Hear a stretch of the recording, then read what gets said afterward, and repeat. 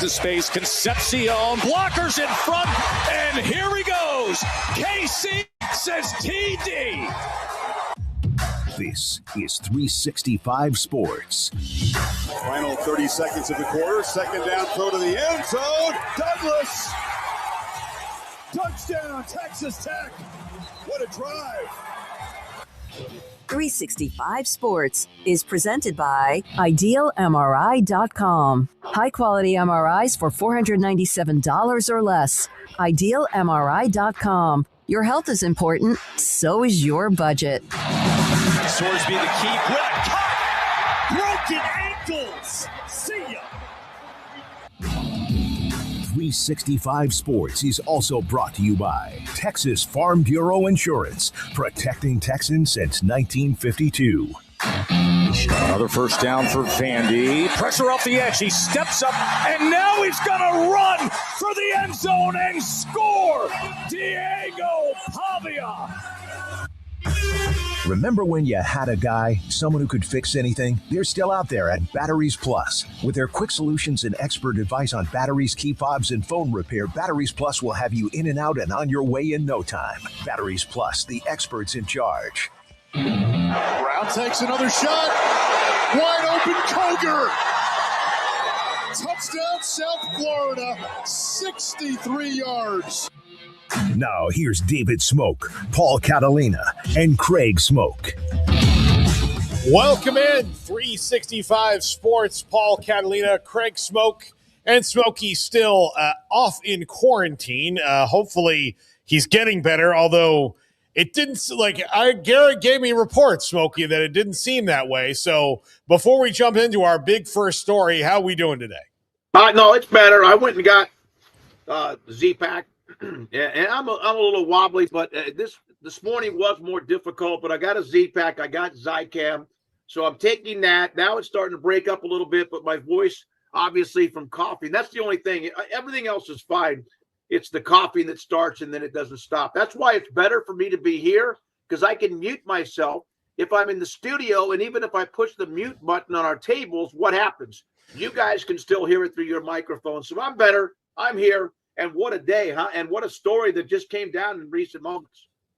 All right. Well, it is. Let's jump into it right now, Smokey, because Texas has a new defensive coordinator, and it's their old defensive coordinator. Yeah, Will Muschamp is back at Texas, and this kind of does come out of nowhere. Now, we're not right there on the 40 acres. I know that, but Pete Kwiatkowski is out. He is out. He had been there for, 5 years? I thought their defense has been really good. I know that this year, not all the time, but that wasn't always their problem. But Will Muschamp, he's a crazy man, got those ties to Georgia and et cetera, and he now is back in Texas. And our good friend Paxton sent me the text. I went, what? And so, yeah, a move with UT at their defensive coordinator. Also, Dwayne Akina, he's been back and forth, who's in many ways their defensive backs coach and a great recruiter, beloved. He's out too. So Will Muschamp is now back at UT and will take over the defense. Yeah, we've seen this before. They didn't win any conference titles when he was there, but that might not have been his fault. I'm just surprised because, Craig, I thought Pete Kwiatkowski was doing a great job. Well, hi, guys, first of all, and hope everybody's having a good day. What's up to chat? Hope you're doing well, and glad to be here. And, this seemed like a pretty out-of-nowhere move. Now, I haven't been on the Longhorn message board, so maybe there was some smoke to this previously. But first thoughts are, well, they can't beat Georgia. Try and hire a guy who knows everything about Georgia that one could possibly know over the last few years. And so Will Muschamp, having been on staff there with Kirby Smart for a while, can give them some insight into one of their pieces of kryptonite. I think there's some element to that probably, but also just that, Will Muschamp's a really good coach, but I'm with y'all. I thought Pete Kwiatkowski did a really good job there. Now, I've seen some Texas fans who have pushed back on the shock of this. Now, I'd imagine if I also explored their timelines, they agree with every move that's made and feel like it was the right move, right? Because there's always those fans that just side with the program no matter what. But the ones who are not siding with the programs, there's no side to take here. But the ones that are saying, well, of course, is they're really citing that the Florida game, for example, when Texas defense couldn't stop the run, and just some games this year where they had a lead or close games where the defense couldn't finish it out. And so that's where at least some people are pointing to, well, this is why they're making that move, to try and shed some light for those of us who aren't really sure why this is happening today. So if that's the reasoning, then okay, sure, I guess. It seems like you're still displacing a guy who did a really good job for you for a guy who might be slightly better. I mean, how much better can they be? Are they going to be number 1 as opposed to number 5 or whatever? I mean, that could be the difference in winning an SEC title and national championship, and those are their ultimate goals. So they're doing what they feel is right for their program. But I do have to wonder if there was like something behind the scenes, like disagreements, or just not the vibes were off or something. Because this for those of us not totally plugged in 24/7 to all things Texas are all, I think, pretty taken aback by this. Yeah, the last time we saw Pete Kwiatkowski call a game, he was stopping one of the most prolific offenses in the country in Texas A&M. Yeah. I mean, Marcel Reed's had this great year, and now for 3 weeks, everybody's going, "Is something wrong with Marcel Reed?" Because of that game he played against Texas. That was Pete Kwiatkowski. So, this is very bizarre. Yeah, I think it's a little bit strange. I think that, certainly we're all kind of reacting the same way to this. And I think that certainly we'll hear more from Sark whenever there's the official introduction. He'll probably get a little bit more into what the decision-making process was. And who knows what else is out there that maybe led to this. But it is, again, sort of out of nowhere, and it's a great hire. I mean, Will Muschamp obviously has Texas ties and was their head coach in waiting there for a brief moment years and years and years ago at this point. So it is just sort of strange to see him work his way back all of these years later. Wonder if there is a head coach in waiting tag this time around too, although Sark has claimed he's not going anywhere. But still, Muschamp's a proven commodity.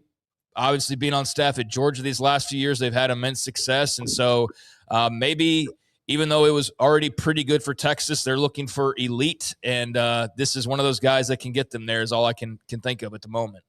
Yeah, no question. And so we were going to start with a couple of maybe cute stories to try to change it up a little bit. And then this one popped. And we have some other things to get to with a player turning pro from the Big 12, a quarterback, and Kevin Jennings and what's going to happen with him at SMU. And we'll do that. Our guest lineup is Sam Kahn from theathletic.com. Kirby Hocutt, Texas Tech athletic director of athletics, will join us today at 4. We'll have Craig's Off the Radar. Jim Williams, one of our favorite guests, a media consultant and columnist. He'll join us at 5. And then Paul, top 5 super chat, quizzes, polls, and more to close out the show. So let's have some fun. Paul, I see you wearing that ho, ho, ho, which I've never really thought of you that way. Oh, this is, hold on, let me move the mic a little bit so everybody can see it. Why don't you just stand up? Okay. Yeah. Now I have a machine gun. Oh, my God. It's from Die Hard. And so last week, while Andrew put up that poll about Die Hard being a Christmas movie, he and Brandon, and I tried to mediate the debate, but it was really tough. Had a very, very spirited debate over whether Die Hard was in fact a Christmas movie. Brandon is in the camp of it is. Andrew is really in the camp of it's not. And so while they were having that debate, I just Googled Die Hard shirt. And this came in on Tuesday. My whole plan was to wear it on the show today, and in addition to my Santa hat here. So there we go. That's why I'm being as festive as I can be, and I've been asked to wear an ugly Christmas sweater by Andrew tomorrow. So I think I'm going to do that. So yeah, we might all do that. I don't know if I have an ugly or even any kind of Christmas sweater. I don't know. I'll have to check. I got hundreds of shirts, it seems like, but I don't know if I have a Christmas one at all. So let's get into the Christmas mood. Fans, like for example, Paul, would you ever sing the Florida fight song? No, not with its actual words. I would replace it with sarcastic terms. Craig, would you ever sing the UT Eyes of Texas fight song? I mean, if you say like for $1 million or something, why the hell not? I don't care that much about it. Yeah, and I don't even know if there's one that I wouldn't sing. I probably there's no like hated rival that I have. But So there's a young man. This is a video of right now you have all these late in the semester, school's about to be out, singing Christmas carols. And then this young kid, watch him, looks like he could play right now. They're singing Rocky Top, and he will have absolutely none of it. Not going to do it. Here it is.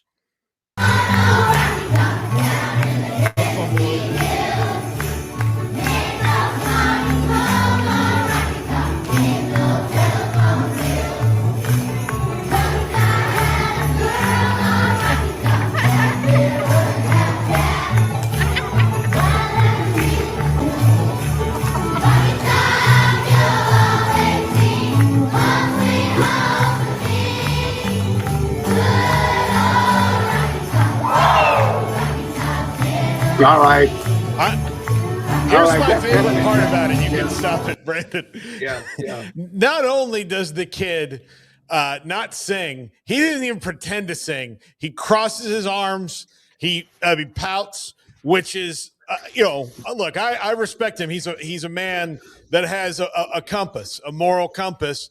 And I guarantee you his mom and dad were sitting in that crowd going, that's our boy right there. Yeah. I'll tell you what. Yeah. If Kirby Smart has not reached out to him for a full ride with NIL money, it looks like he's going to turn out to be a defensive or offensive lineman too. That's a big kid.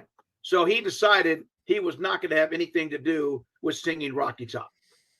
Yeah, I love it. I hope that more people do this in protest of being forced to sing in Chris's programs songs that they don't want to sing. My mom probably has it somewhere. Thank God she won't be able to find it. A video of me refusing to sing at a Chris's program, and I was like the third or fourth grade because she made me wear this stupid sweater with reindeer on it. Man, it was a rough night in the Catalina household. We were living in Bossier City at the time, and my dad was really mad at me because I was so mean to my mom about it. But there was like 6 other kids with the same stupid sweaters on. But I was up there, and my dad, like in the intermission, said, "You better sing a damn Christmas song, or this is going to be really bad for you. You know, the Santa's not coming and all that." So I understand, but this kid was not me. He was not being petulant. He had righteous views, and he was going to hold them. So Greg Sankey, I believe that Andrew put up a poll about who is the Grinch when it comes to Christmas in college football, and I think Greg Sankey would be a part of that conversation. Here is a tweet from Greg Sankey, and I couldn't help myself. It's official. I have made the NICE list. Verified from the North Pole's official ambassador of NICE. Just means more. And let's keep the comments merry and bright. Well, I even responded to it. Not that he gives a damn. I said, hey, you're right. It's the holiday season. We'll keep it nice. We'd love to have you on 365 Sports if you ever have a chance to want to do that. But is there any doubt who is college football's Grinch? Is it Sankey or Petiti, or is it Charlie Baker? Who is it? I would say, and I don't want to affect the poll, and we'll get to the final results at the end, but I would say it's Tony Petiti, because the Grinch is set out to ruin Christmas for Whoville, and that's pretty much what Tony Petiti's doing right now. Greg Sankey, I would maybe put him in the Scrooge category and not a Grinch, but that's just me. Or Potter from It's a Wonderful Life. Yeah, I mean, I don't know what Greg Sankey has done to claim the title all to his own. I think Tony Petiti is doing best for his conference, and I don't really agree with either one of them in whole. But I think there's things that certainly are up for criticism and things that are maybe a little bit overblown, but I think ESPN's the Grinch of college football. There you go. ESPN's the driving force of all that's wrong with college football, basically, outside of just the inept leadership that knew that they were inept or not doing their jobs, but the cash was too good, so they just kept the grift going for decade after decade, knowing that at some point there would come a day where that grift would end because the law would step in, but a bunch of old white dudes were able to become like multimillionaires over the decades, taking all of the money while the athletes got none. And then when the reckoning came, they are all scrambling and are still scrambling because they never prepared for that day, because their egos never let them believe that day would ever come. And now none of them know what to do, and none of them have a clear plan on how to move forward, and there is no leadership. And so it's all just an absolute mess. And the one that's pulling more strings than anybody is the TV networks that led to realignment and the college football playoff being the way that it is, and these stupid TV shows weekly, and the asinine explanations for why teams make the playoffs, and the devaluing of the bowl system, and guys on their most prominent programs, Nick Saban, Pat McAfee, just tearing the G5 apart and basically forcing their hand to go make their own playoff.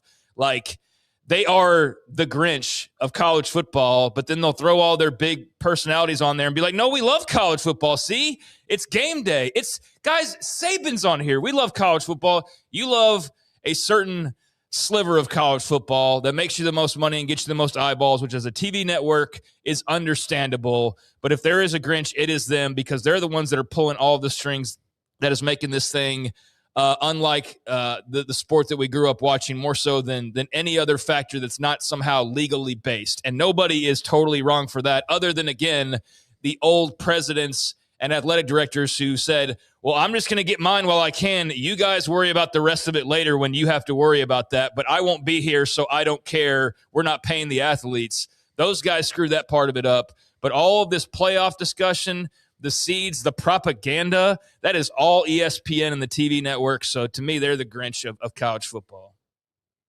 Yeah, I stand corrected. Yeah, ESPN, like, they do, like, it's not even close. The financial interest in something and then having to comment on it, they used to kind of have some journalistic distance from things in the pre-Disney era. And now they just don't. They just don't. And so everything is kind of bent and skewed, and you wonder, like, well, why in the world did you take this take? Well, because it's beneficial to the bottom line. And that's what's really sad, is you cannot be 100% authentic in a lot of scenarios because ESPN doesn't really want you to be.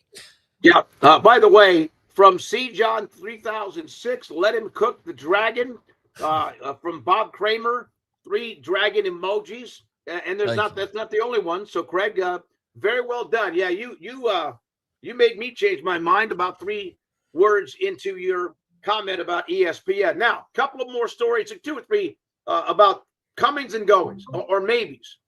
Jalen Daniels, it's just kind of a career where you wonder, could it have been a lot more?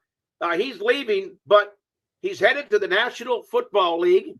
Had some injuries, hit and miss, and not nearly the year that anyone thought last year or this year for Kansas. And he's headed to the National Football League. So Lance Leipold will be looking for a new quarterback.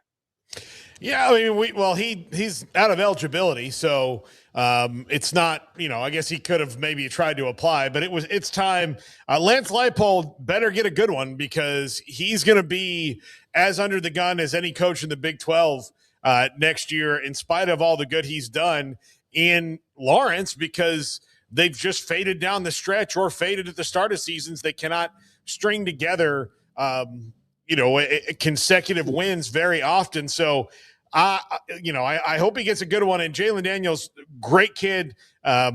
Best of luck in your future endeavors in professional football. But why I have a feeling that whatever Jalen Daniels ends up doing throughout his life, he'll be pretty successful at. Yeah, I mean, he's got a really big personality, and seems like he'll be probably somebody that is a really good personality and worker for some business out there, whatever alley he decides to venture down professionally. This was more of just a thank you, I think, than anything else. Yeah. The writing was on the wall that he was going to leave, I suppose, looking back at his injury history. I haven't looked too in depth into it, but I guess there's probably a year in there where he could have applied for a medical red shirt.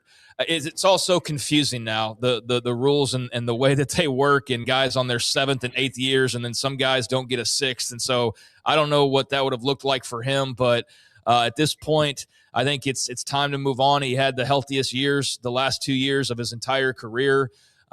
There were some good moments in there, but it was never close to what you anticipated it could be in the offseason, when the hype was really rolling the last couple of years of, he's going to be healthy and they're going to have him, and look at the upward trajectory. And then they get into the season and they've they've been able to stack up some wins at least early. But yeah, they really just faltered down the stretch, fallen short these last couple of seasons.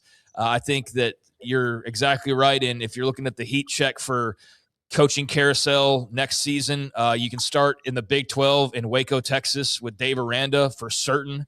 And also you can start in Lawrence with Lance Leipold. And I've seen a lot of KU fans that are out on him and some others that aren't far from that because it's just not on an upward trajectory right now. So don't know their exact quarterback situation. And this early on, it's bound to probably change anyways. But Jalen Daniels was a really great interview. At times a really electric player. But I think he's a guy that you'll look back on and say he was fun, but you wish that you could have gotten a little bit more, certainly from a KU fan perspective, as far as total team success. It will always feel like there was more out there for the taking that they couldn't ever quite go and gobble up. So even still, a great Jayhawk from my standpoint. And, wish him the best. And I'm sure he'll do just fine in life with or without football in the mix. Yeah, had the big 2022, and that's when all the hype, and then, of course, the injuries in 23. He threw for he threw 619 passes, 22 touchdowns, 7 picks last year, but he's on his way to the National Football League. 6 years at KU, and Lance Leipold told us at Big 12 Media Days that we would love him. We had him, and we did. Kevin Jennings announces that he will come back for SMU next year. Top 10 nationally in passing yards, led SMU, of course, to that playoff appearance a year ago. Not quite that year for the Ponies this year, and that's great news for Rhett Lashley in SMU Mustangs. So yesterday, there was an internet rumor about DJ Lagway kicking the tires on SMU, which is probably an agent rumor because SMU, pays well. Everybody knows that. And you want to throw that out there to maybe get a little couple, maybe an extra comma in there or something in the NIL deal for DJ Lagway when he transfers. But I text Billy Embody and I said, hey, is there anything to this before we even chase it down the rabbit hole? And he's like, no, KJ's the man. And, of course, now we hear this today. So it was in the offing. Yeah, I'm not surprised. I don't really know what his NFL profile looks like. He's got some good elements to his game, but he's far from a polished NFL-ready quarterback at this point. And I don't know. I don't scout for a living, so I don't even know how close he is to that to begin with. But he's a really good college quarterback. I mean, that I can tell you, and they've had a lot of success with him. So I think that's a great sign for SMU heading into the next season to have this tried and true super veteran quarterback who's been in the playoff, who's been in the conference title game, who's won you a lot of big games. I think that he's a guy who you certainly start to build around this offseason and feel pretty good about going into the next year and having a pretty good team once again. And Lashley, a guy who you thought could end up taking another one of these multiple jobs that were open up this offseason, and he stays put for either his own reasonings or because teams didn't have him at the top of their list. But regardless, it turned out well for SMU. So, I mean, here's a combination that helped get them to the playoff 2 years ago that'll be back for another year. And I think in the ACC especially, I mean, they're as good of a bet early on as anybody else. And you look at the way that league's worked out now. So, that's great news for SMU. And I think it's probably the right call for Kevin Jennings as well to continue his football career and certainly to play as much as he probably wants to play. So we have one more comment. This is from Jeff Traylor. And, yeah, Jeff's been grumpy, 6-6, about many things, money, NIL, transfer portal. Well, he's losing players left and right, as some teams are as they head to play bowl games, which now it's not just like an elite player, an NFL-type player, a prospect opting out of a bowl game. It's now players who are going to transfer, leaving now before they even play in a bowl game. Opt-outs left and right. Jim Williams wrote a column about it. That's why he's on the show with us today at 5. Here is Jeff Traylor on going into the bowl game that they have after they fought, scratched, and clawed to get the 6-6 and what he's dealing with. Be a shell of ourselves, but whoever we got out there, we're going to go out there and play the best we can. It's just the numbers so big, and with all the tampering, all the agents, it's coaches too, it's all of them. Our kids are being numbered they're being promised such incredible numbers. They're getting lured into the portal. I just hope all the things those coaches and agents are promising they're going to do for my kids. I really hope so. And I hate it because I really want to coach them in a bowl game, but They're getting leveraged out of it. Their agents are telling them if they got to not play in the bowl and they'll get this number if they don't play in the bowl. So it's ridiculous. I hate what's going on with college football. I just think the numbers has gotten so large. You're talking about teams that have $26 million to $40 million, and the number's just too big. And who knows if they're being told the truth? It's sad. It really is sad. I never thought we'd be, punished for making a bowl game by being leveraged. That if you don't give them this certain number, they're not going to play in the bowl. But I'm going to celebrate the kids we have left. Whoever that is, we're going to go out there and play our tails off. And I'm very grateful for them. And again, I hate it that we're talking about the 10 to 15 that probably are not going to play in the game, or 20, whatever that number ends up being. We should be talking about the 90 to 85 that are going to go play with their teammates. It's like I have just woke up in another world as compared to where we were 6 years ago. The last time we went to the First Responders Bowl, how many of our guys now would show up at 5 a.m. to get 3 nurses stick Q-tips in your nose so you could practice that day? And now we're opting out because you don't get a certain number or you're not playing the bowl. It's sad what we're doing to kids. It really is. And I hate it because I swore I wasn't going to let y'all get me into this anymore. But y'all are smart. Y'all are seeing all the kids that are out of the game. What am I going to do, sit up here and lie to y'all? I mean, I can't lie to you. You got to comment on it. It's terrible what we're doing. There's no such thing. All right, that's good right there, because that goes on a little bit longer. He's been frustrated. It's been a hard year.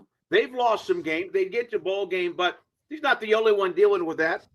And you even heard him, Paul and Craig, that he said, I told you guys I wasn't going to get back into this, but he couldn't help himself. He's trying to be honest about it. And he's lost about 10, 20, somewhere in between players that are not even going to work out to get to the bowl game. They're already planning on where they're going to be next year. So, next semester. I know it's not a total apples to apples comparison, but I think part of Jeff Traylor's personal frustration just comes from the fact that he talks about the Texas High School Coaches Association all the time. And he was such a prominent member of it and leader of it. And one of the things with the Texas Football Coaches Association, for those of you watching from around the country who may not know, they are more or less kind of a get it done organization. Like when there's an overarching issue that the majority of coaches feels needs to be fixed, they do pretty much get it fixed quickly. I mean, it's not a perfect system. Nothing is. But for the most part, they get things done quickly. Well, we know college football doesn't, or college athletics, the administration responding to changes doesn't do that well. It does not do it well. And so as someone who was formerly the leader of an organization and that was like, hey, okay, let's sit down and figure out what these new things are. Let's adapt to the new rules or new realities of things. That's got to be frustrating because you were in a previous life as part of an organization where you didn't have to wonder if anything was going to get done. You knew something would. Yeah, I mean, I'll push back on one thing. I mean, transferring is rampant in high school football. Now, the difference is you don't have guys opting out of like the playoff games because it matters to them, but they're also not getting paid potentially millions of dollars. So there's a pretty massive difference there. If these high school kids are getting promised $10,000 to sit out the South Lake Carroll playoff game, I'm betting that some of them probably would do that so that they could go transfer to Duncanville or whatever. So it's not an apples to apples, but I get what you're saying, to have structure and to have rules in place for the most part. Versus what is just completely lawless and there's no punishment to be found anywhere. That is frustrating, and I've wondered for him if he wishes he was back in high school football at this point, and maybe he eventually heads back that way if there's not a bigger job that ultimately opens up, because it's clear with every passing year his frustrations just grow louder and louder with how his team in particular gets picked apart because they are able to acquire talent and replace guys, but then they're able to turn that into usually a pretty good football team and to a bowl team. And so they're constantly sitting there with buzzards swirling over their heads in San Antonio waiting for that roster to get picked. And that's got to be really aggravating and just tiresome at this point, because this is like the 5th year in a row we've talked about this. Like you could have just replayed this clip from 2024 and 2023 and 2022. So yeah, it's maddening, but we're all looking around for help, and there's no one there to help. And everybody wants to change things, but we don't know who to go to change things. And so, yeah, there's just a complete lack of anything protecting bowl teams from just being able to play their bowl game without any ramifications, or just moving to next season without total calamity. And it really sucks for the sport. And I'm not one of those, the sky's falling all the time, although it seems like bowl season has now become the annual time where people really unload their grievances on college football. We get to the end here and we get into the bowls and the playoffs, and now everybody's ready to talk about how much the sport sucks, because there's all of these reasons that are given to us, the way the playoffs rigged up, or all these teams now opting out of bowl games, or players opting out of bowl games. And so it's a new world that we all quite love, and we all don't know quite how to fix it, or we know how to fix it, but we don't know who to go to fix it. And so next year, guess what, guys? We'll be playing this video again, and he'll be talking about how they made a bowl game and they got picked apart in their roster, and the money will probably be even higher at that point. So it's an absolute mess. It gets frustrating to just talk about all the time, because it is a negative, and it's a bad look for the sport, but it's also the reality of it. So we have to talk about it. And it's just really unfortunate because, yes, bowl season has been disrupted by the playoff to some degree, but I'd argue it's been much more disrupted, and the playoff is somewhat a result of that, by guys just like, oh, if it's not the playoff, then we're not playing in it. But it's been as most disrupted by the portal simply being in and out whenever you want, basically, and anybody can contact you whenever they want for however they want, and there's nobody to enforce anything and nobody to stop anything. And so that leads to the mess that we're in right now. And I don't know how you fix it or who to turn to fix it, but it is not good for the sport. Like, we can all agree with that. It's not good for the sport. It's one of many things that aren't good for the sport, but that we seemingly can't get rid of right now. Yep, and you have coaches that leave before the bowl game too, and take and that's the thing. The best thing is every time a player does something, there's always somebody that's there to say, well, what about the coaches leaving? It's like, well, I mean, in Lane Kiffin's case, he would have stayed at Ole Miss if he could have, but he had another job to take. And I get that comparison. I don't think it's also apples to apples, because coaches are under contract. So coaches at least have a buyout. Players are just signing like 1-year deals that are clearly never enforceable, because I don't think a single contract's held up to anything. They're like the example we used earlier in the week. We know of players on a very specific team that are getting paid to just be committed, not to sign, not to even put on the gear and show up for a practice, to just basically be in high school as a senior and just be committed for the optics of it all. They're getting paid just to be committed. Meanwhile, probably taking money on the other side for then eventually flipping that commitment. So, I mean, that's just all ridiculous. And I get the coaches can do it too, and all of that. And there's not a really great argument that just stomps that out entirely. But I would say there's at least some measure of punishment. There's some at least give back when you lose a coach. There is a buyout that you can write into a contract most of the time, that you at least get something in return for losing a guy. With the players, there's nothing. You get nothing in return. You just hope they stick around, and you hope they don't gouge you for more money. And the whole time, Uncle Rico and Aunt Betty, or the childhood uncle or the childhood friend of your dad, or whoever, these agents, or the real deal agents who are now sharks in a massive pool in college football, I mean, they love it, because they're eating it up and gobbling it up left and right, because, man, there's nothing to be worried about. You can do whatever you want and ask for however much you want and bend every rule, and there's no repercussions whatsoever. So it's a great time to be somebody out there who's in kind of in the shark pool, and it's a terrible time to just want to be able to root for your team and the players on your team and not have to worry about waking up and wondering if they're going to be gone, or they're holding you up for more money before you have to go play in the Cotton Bowl next week. Like, that just – it's the least fan-friendly product it's ever been from that point, from that standpoint for me. Well, yeah. All right, we got to get to Sam Conn, Paul. Go ahead.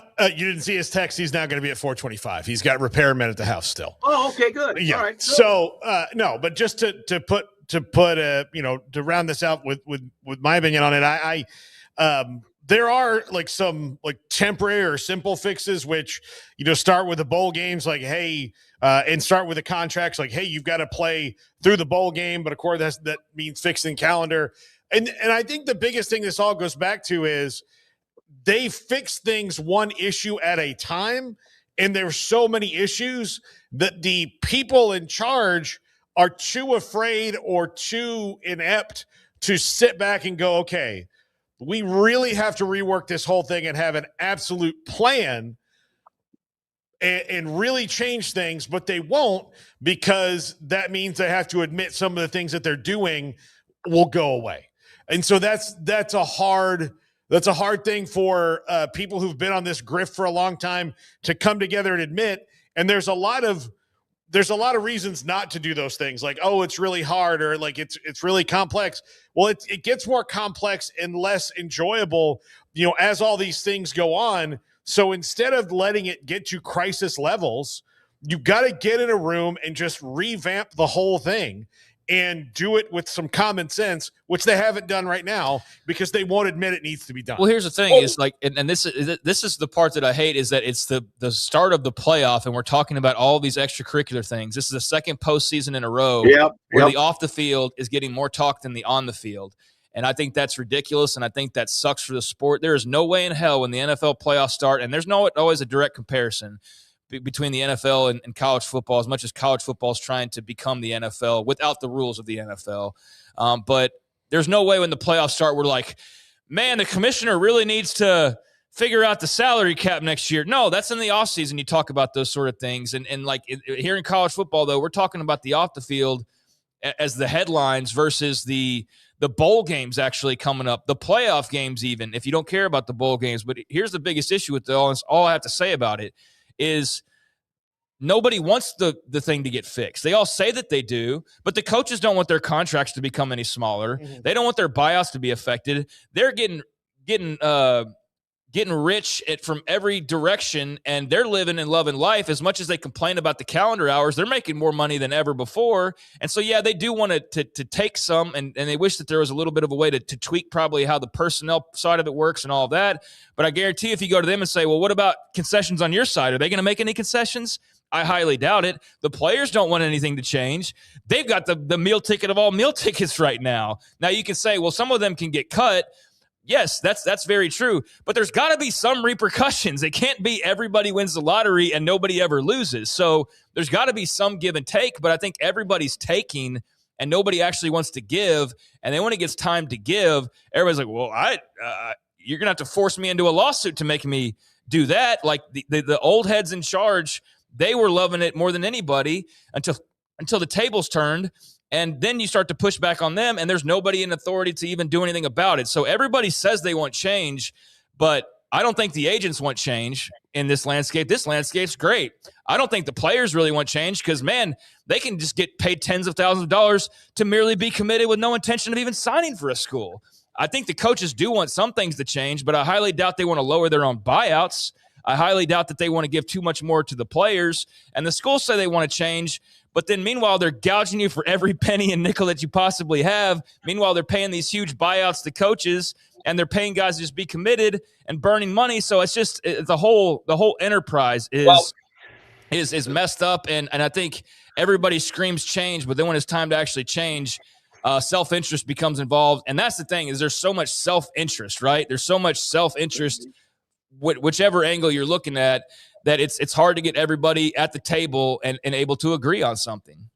Well, Kirby Hokut, we can ask him about that. Not sure what he'll be able to tell us, but maybe give us a direction of why can't all of those involved sit in a room, get something done? What holds that back other than just, well, there's going to be another meeting? Or as Ross Dellinger started to use, what was that? What was the phrase that he used like for the last year when there was some sort of discussion about something? I forgot the phrase that he would use. All right, so Sam Conn, 425, Kirby Hokut today at 4 o'clock. You want to break here and come back with the other stories, guys? Yes. All right, I am at my condo. I got a head cold. I finally got Z-Pack and also Zicam. So I'm feeling a little bit better, and I haven't coughed in a while, so that's good news. But again, this is a process.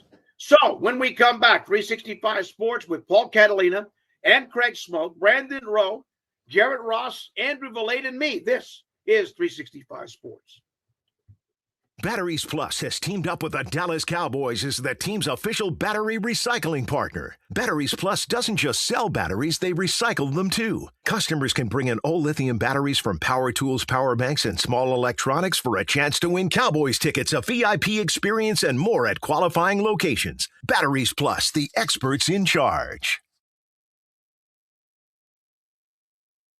My go-to guy. Can you fix my smartphone? Yes. Do you have car batteries? Yeah. What about golf car batteries? Of course. Battery from a G-Fob? Absolutely. My boat? Huge variety. Toy boat? Sure. Motorcycles? You bet. My apartment building? Whole building. Do you have batteries for my party lights? Yeah. Batteries Plus, the experts in charge.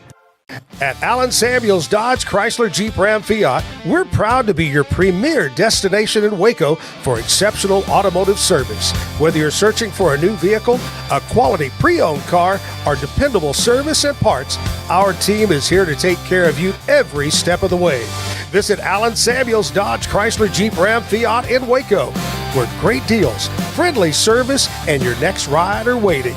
Come by, let's be friends.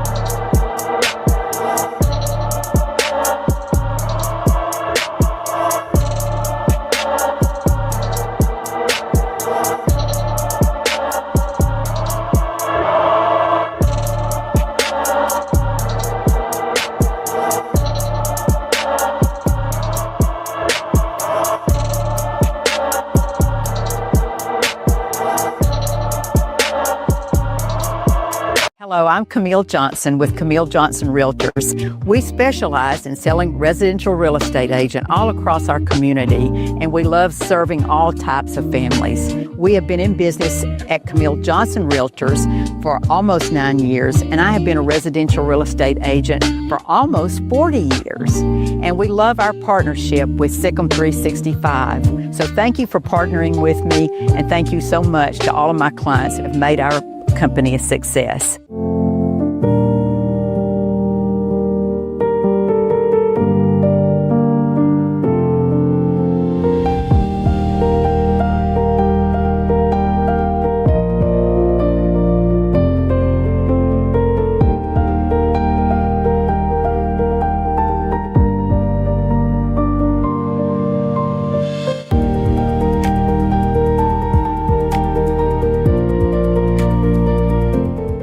You got batteries for my side-by-side? Yes. Replace my flashlight? Sure thing. What about my business? Ooh, good one. 100%. Batteries for my fleet of trucks? Gas floor scrubbers? Yes, and fire panels. We have pallets of batteries. Well, what about... As your go-to guy, if it needs a battery, we have it. Well, that's all you had to say. Could have led with that. Batteries Plus, the experts in charge.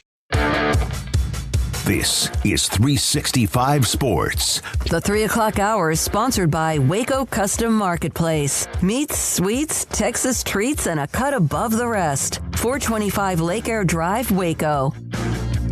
365 Sports. Oh, go ahead, Paul. Welcome back, 365 Sports. We have a major 365 Sports announcement, guys.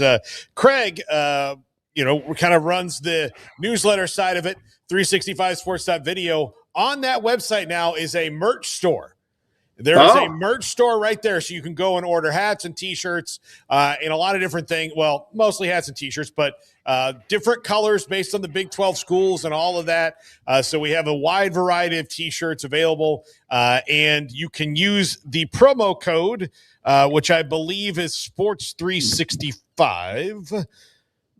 It is. No, Shop 365. I'm sorry. Shop 365 runs today until midnight on Christmas Day. So if you would like to do that, 25% discount. Shop 365 at 365sports.video. You can order your stuff from there. So that's awesome. That is just today. That was uploaded and linked to the site. So all right. So get on there. If you're not a subscriber, you need to be. I saw it came down to my inbox yesterday. Always worth the time and the read. Even if you can't at the moment, you can always go back and look at it. I didn't even know. Is it Kalshi? Is that what this business is called? Kalshi? Yes, Kalshi. They have filed forms to accept bets on who enters the NCAA transfer portal. Documents say Kalshi intends to offer the contracts possibly as soon as the end of the business day, which was that yesterday? Yeah, it was. Yep, it was yesterday. So they're going to put money on who enters the portal now. Is that not a conflict of interest, or like getting information from those who will enter it? They know the odds. They know if they're going. Like, tell me why this is good or bad. It's not good. It's really bad. It would be the easiest thing in the world if I was transferring and I could just tell 5 people, like, hey, right now it says it's 100 to 1 that I'm not. You better go put some money on that because I'm putting my name in that I am. Yeah, this is really, really bad. And and it's a prop bet. And again, what Charlie Baker said is essentially it's a prop bet on college sports, and they don't like the prop bets anyway because it is the easiest thing for athletes to do to get involved in kind of swaying their own thing. So, this is a terrible idea, an absolutely terrible idea. This prediction market nonsense is ridiculous. I cannot, it doesn't make any sense to me that would be legal at any other time in American history, but here we are. But yeah, this is really bad, Craig. I got a feeling that with all the gambling that has seeped its way into sports, I mean, it's just so in your face now. And I know that from time to time we have sponsors and whatnot. Like, I don't think it should be completely off limits necessarily. But I do think the full infiltration and just the slapping in our faces of constant gambling, betting all the time in sports, because basically they've done like the Saudi Arabian route where they just go pay people so much that they just throw it in your face constantly, and then it becomes normalized, and then you're like, oh, well, you're weird that you don't like gambling on every single play during this NFL game.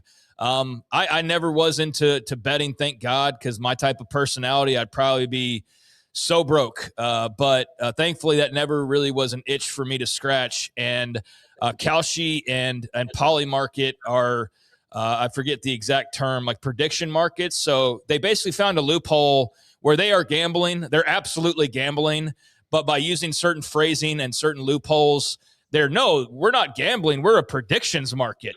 And you can just say yes or no to all these random ass things, whether it's a presidential election or it's a football game or anything that you want, really. It could be literally anything. Who's going to be in this movie? Like, they announced a movie. Like those things. Will Val Smith star in the new Captain America or something? Yeah. Like, yes or no? You can bet yes or no on that. You can bet on pretty much anything, and it's just more rampant gambling that's become legalized. That is, if you've been on Twitter, even more in your face, because every shit poster or everybody with like over 1,000 followers in the last, I'd say month or so, I don't know if you guys have noticed this, but has like a Kalshi or a Poly Market logo now next to their name. It's like everywhere you look on a lot of these sports accounts. So they're doing the Saudi thing of they're just buying a bunch of influencers and they're slapping their logo and their promo codes and they're normalizing it and making it to where, I mean, like the whole Kalani Sitake, all that was Kalshi based. All the initial reporting was that them just simply putting him at the top of their list,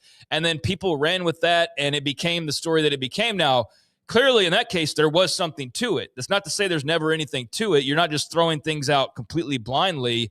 But ultimately, when you get into this part of it where you're like, no, loophole, we're not gambling, but now anybody who knows anybody that knows somebody that might jump in the portal can go make a quick buck by having it bet on whether wide receiver Johnny Smith will jump in the portal this offseason. How are you going to stop that? They say they're going to stop it because they've got electronic tools and, the same way that we've seen guys gambling on college basketball, I guess, is the route they feel like they're going to be able to take. But it just seems so much more unmanageable and unpoliceable and just really not good for the game, which is why the NCAA and Charlie Baker have come out adamantly against it. The NFL has pushed back on some of these things, but then you've got like the NHL that's like, we're getting in bed with them because it's money to be made. So some leagues are totally out on this because they see the danger of it. And then other leagues are like, well, we see the dollar signs, so we're going to jump in bed with it and we're not concerned about it. And right now, the ones who are concerned are definitely the NCAA as of yesterday, and to a degree, the NFL as well. So I don't know. Like Paul said, if this was ever just going to run rampant, it would be right in this time period. And I don't know that there is anything to police this anytime soon, but I don't see how this is any way good for anybody other than people that just incessantly need to gamble on things. And other than that, this is terrible for college football, in my opinion. So I wish and I hope there's a way to stop it. I know there's various lawsuits in certain states that basically are calling this what it is. It's a gambling operation. But they've had this loophole where we're a predictions market. And so I don't know if that gets closed up. I don't know how some of these lawsuits work out in certain states, but I have clearly noticed the infiltration in the last month, especially where every other account I see, especially on the suggested on Twitter, is Kalshi logo, Poly Market logo, Kalshi logo, Poly Market logo, nearly 9 out of 10 of them. All the stuff you get fed are basically sponsored by these two companies, just like they were DraftKings 5 years ago or whatever. This is that version of it now. And instead of sponsoring like Jim Rome or like Dan Patrick, it's like Tibet's22, who's got 25,000 followers because he just shit posts all the time. Like they're going that route with their advertising. So it's just another mess on their hands, basically, in this messy world of college sports. This is another mess they're having to try to deal with, and I don't know how they really combat it because so far they've managed to loophole their way into distancing themselves from being under the same rules as a gambling operation. Yeah, I watched the 60 Minutes piece. I believe the 60 Minutes piece is about Polymarket. That's the one they focused on. And it didn't make me feel any better that they're saying they're a futures market like cotton or something like that. And it's definitely not that. And so those things, it's really bad. And this is, look, I cannot personally affect a lot of futures as a singular human being. I cannot do that.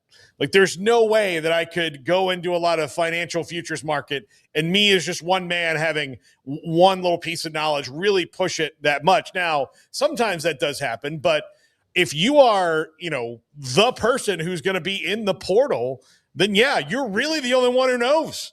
And then you could choose to tell people what you want.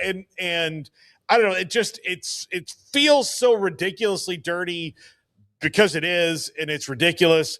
And I'm not a person who's against sports gambling. I'm not a person who's against gambling. I think everything has its place, but I am a person who's in favor of regulating things so that they don't get out of control. And this absolutely needs to get lassoed. Well, and to complete the story, because you didn't really give some of the details there for those that aren't following along. I mean, this isn't something that's already been enacted and they're doing it today. I mean, the plan was to, I think, start posting stuff like last night, and they didn't. So maybe it's some of the pushback or not. I'm not sure what the case is today.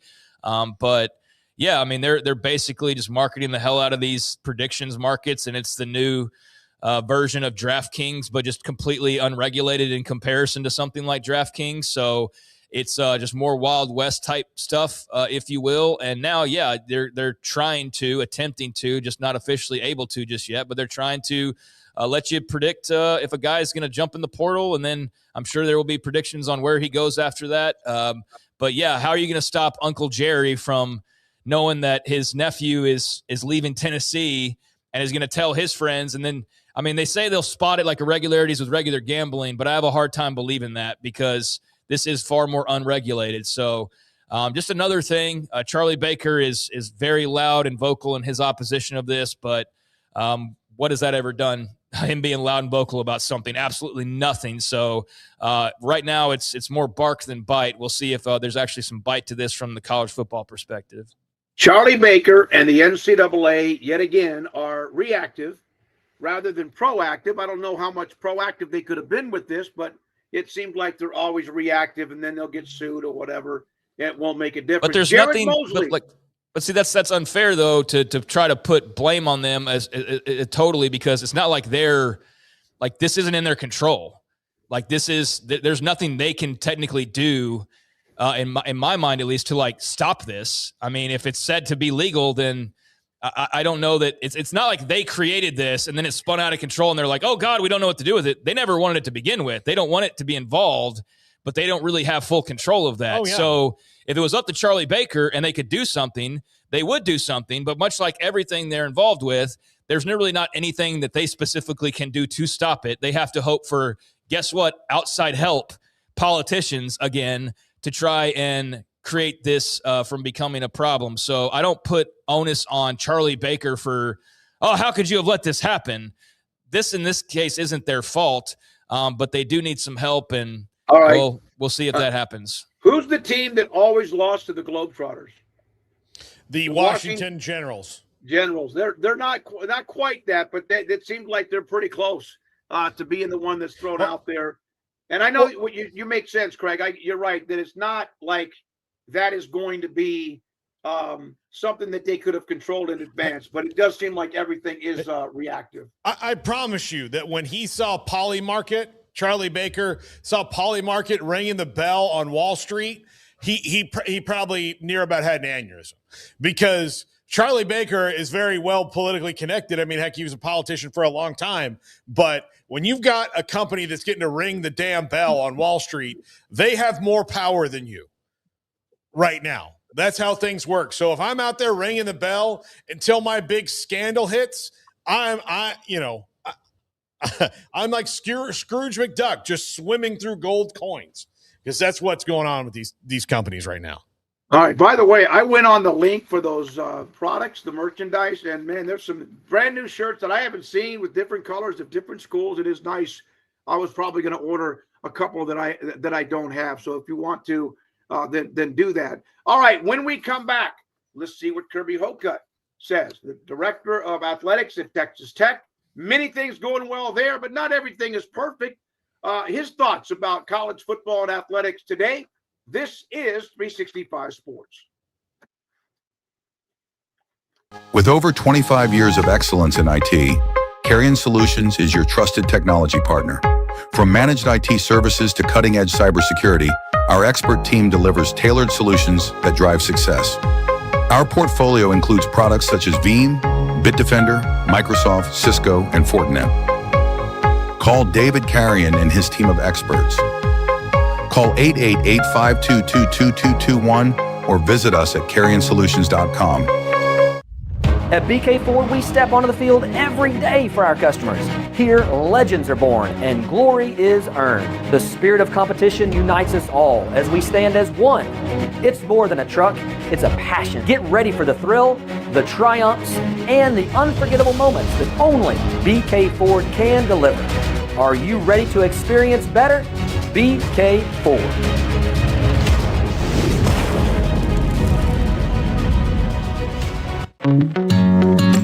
Established in 2007 and independently owned, Alliance Bank Central Texas is committed to helping families and businesses meet their financial goals. From their tellers to their board of directors, they know the importance of superior service and competitive products. Customers have confidence knowing that their financial needs are in good hands. It's your bank, Alliance Bank Central Texas, with 2 Waco locations, 4721 Bosque Boulevard and 191 Archway Drive on Highway 84, and at alliancebanktexas.com. Member FDIC and equal housing lender.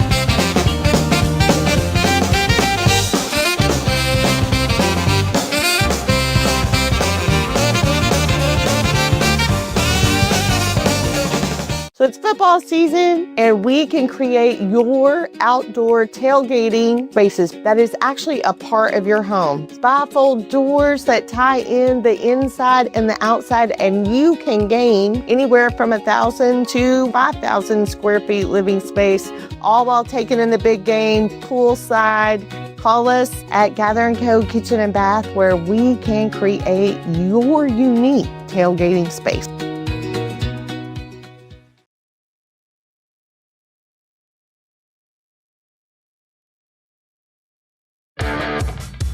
This is 365 Sports. The 3 o'clock hour is sponsored by Waco Custom Marketplace. Meats, sweets, Texas treats, and a cut above the rest. 425 Lake Air Drive, Waco. 365 Sports, we start this 4 o'clock hour. It's going to be loaded. We'll have Kirby Hocutt just a moment from Texas Tech, and also Sam Kahn, theathletic.com, and Craig Smokes off the radar. And Texas Tech, of course, in the college football playoff, first round bye, waiting to see who they will play, whether James Madison or Oregon. We're now joined. We have him? Is that right? No, we have not. He's not in yet. Okay, yeah. We do not have it. One note about an AD, Jared Mosley, whose name came up as a possible AD at Baylor. Eric Morris is, of course, now going to Oklahoma State. He gets a 5-year contract. 5 years, hired in December of 2022 when Ren Baker left for West Virginia. He gets paid, and he gets a hell of a deal for 5 years. Yeah, I think it's a great move, keeping Jared Mosley in the fold and giving him that extension. I thought he might be a candidate for Baylor before they hired Doug McNamee, and he'll be a candidate other places. Look, he's been able to weather a storm, of people taking coaches from him, and he made a really good hire. I think that actually might stay there for a minute. And Neil Brown at North Texas, and they are kind of just on their ascension right now, and haven't really even scratched the surface, I think, of what their potential is, especially in the group of five where they are in Denton. Yeah, I mean, it seems like a really solid move for their stability, given that they're having to change over the football coach. You didn't want to have to do that with the athletic director as well. It looked like they might have to, and instead he sticks around and hires Neil Brown, and you hope that they can continue to have similar level of success, although that'll be hard to come by when you're competing for a playoff spot there at the very last weekend of the year. So what a run for them. Sucks they couldn't hold on to Eric Morris, but at least they've got the AD that is helping make things happen. So that's great news for North Texas. Nothing yet, guys? Okay. All right. We've got Kirby, Smokey. You're muted, Smokey. We have Texas Tech Director of Athletics, Kirby Hocutt. I'm remote because I'm at the condo with a head cold and don't want to spread anything to the guys. And not to Kirby, he's got a busy schedule. Kirby, thank you for your time. We appreciate it. Can you try to put into words what it's like right now that you are the one, and I know there's hundreds of others, but that you are in control of what is an absolutely red-hot athletic department? Well, good afternoon, David. Thank you for having me on, and I appreciate the kind words. And we're very, very excited about Texas Tech athletics and what we've been able to accomplish here recently and the future ahead. So it was great to see you, obviously, after the win against BYU in Arlington, and looking forward to the college football playoff. But it's an exciting time to be a Texas Tech Red Raider, no question. Kirby, we were talking earlier about all the chaos in the rules of college football and kind of the need to probably revamp it from soup to nuts that hasn't really happened yet. You guys have been out in front of a lot of things as far as being able to read the tea leaves and strategically plan to be able to go down whatever road happens. That happened. You had a good long-term plan when it came to the House settlement and all of that. How much do you support, like, I don't want to say ripping it all down, but kind of like looking at the calendar from top to bottom? Joey's talked about it a lot, and kind of reworking it so that it makes sense. Yeah, Paul, I think that's what we really need to do. Coach McGuire has expressed his thoughts, and you all know Joey well. He's always thinking 24/7 about the game of football. He's so passionate about it. And here at Texas Tech, we've built our strategic thinking and planning around a simple statement. It's let's take opportunity amid the chaotic situation that we find ourselves in. And there continues to be so much chaos around this new model of intercollegiate athletics. And we've been very fortunate that we've had individuals that have allowed us to play offense and to be proactive and to be aggressive. And, we have great alignment right now with our Board of Regents, with our chancellor, with our president, down to the athletic director and our head coaches and our athletics department. So, we're going to continue to play offense is what we talk about. Be proactive. Let's be aggressive. Let's continue to press on the accelerator during these times. That being said, you're seeing more and more coaches speaking out just about the disarray of college football, especially as we go towards the transfer portal period in January. So there's a lot of things that need to be on the table and changed. And as you mentioned, Paul, yes, the calendar, especially in the month of December. Let's start with December, then we can go into January, needs to be on the table. And we need to have our coaches' voices at the table because they're the ones that are living in this space and can help guide us to what I believe can be a better situation in the future. Kirby, do you have any personal, I guess, feelings on leadership in the future and what that could look like in college athletics? It just feels like, there is a head of the NCAA. We know the schools make a lot of the decisions ultimately. People cry out for a commissioner. I'm not sure how feasible that is or not. What does leadership look like if leadership can be had in college sports at this level? What does that look like to you in the years to come? Yeah, that's the crystal ball question. And as y'all know, the NCAA, and while I think Charlie Baker has come in and done some good things, the NCAA has very little to do with the level of football that we play outside, the rules piece of it. It's largely administered by the conferences. And right now you have 4 conference commissioners with significant influence. And as is talked about publicly often, they're not always in alignment and can always find, a point where they can come together. And we continue to read about it, future of the college football playoff, how many teams, we've asked for a date for ESPN to bump the date back for when we have to make a final decision. Are we going to grow from 12? Are we going to go to 16? Are we going to go to 24? We've launched into this new CSC era where the Power 4 conferences have all the governance of that system. And we're in this new revenue share model, and we still cannot get to a place where we have active enforcement, where we have all schools in agreement to what the rules and regulations of this new revenue share model should be, which brings a lot of concern about the future.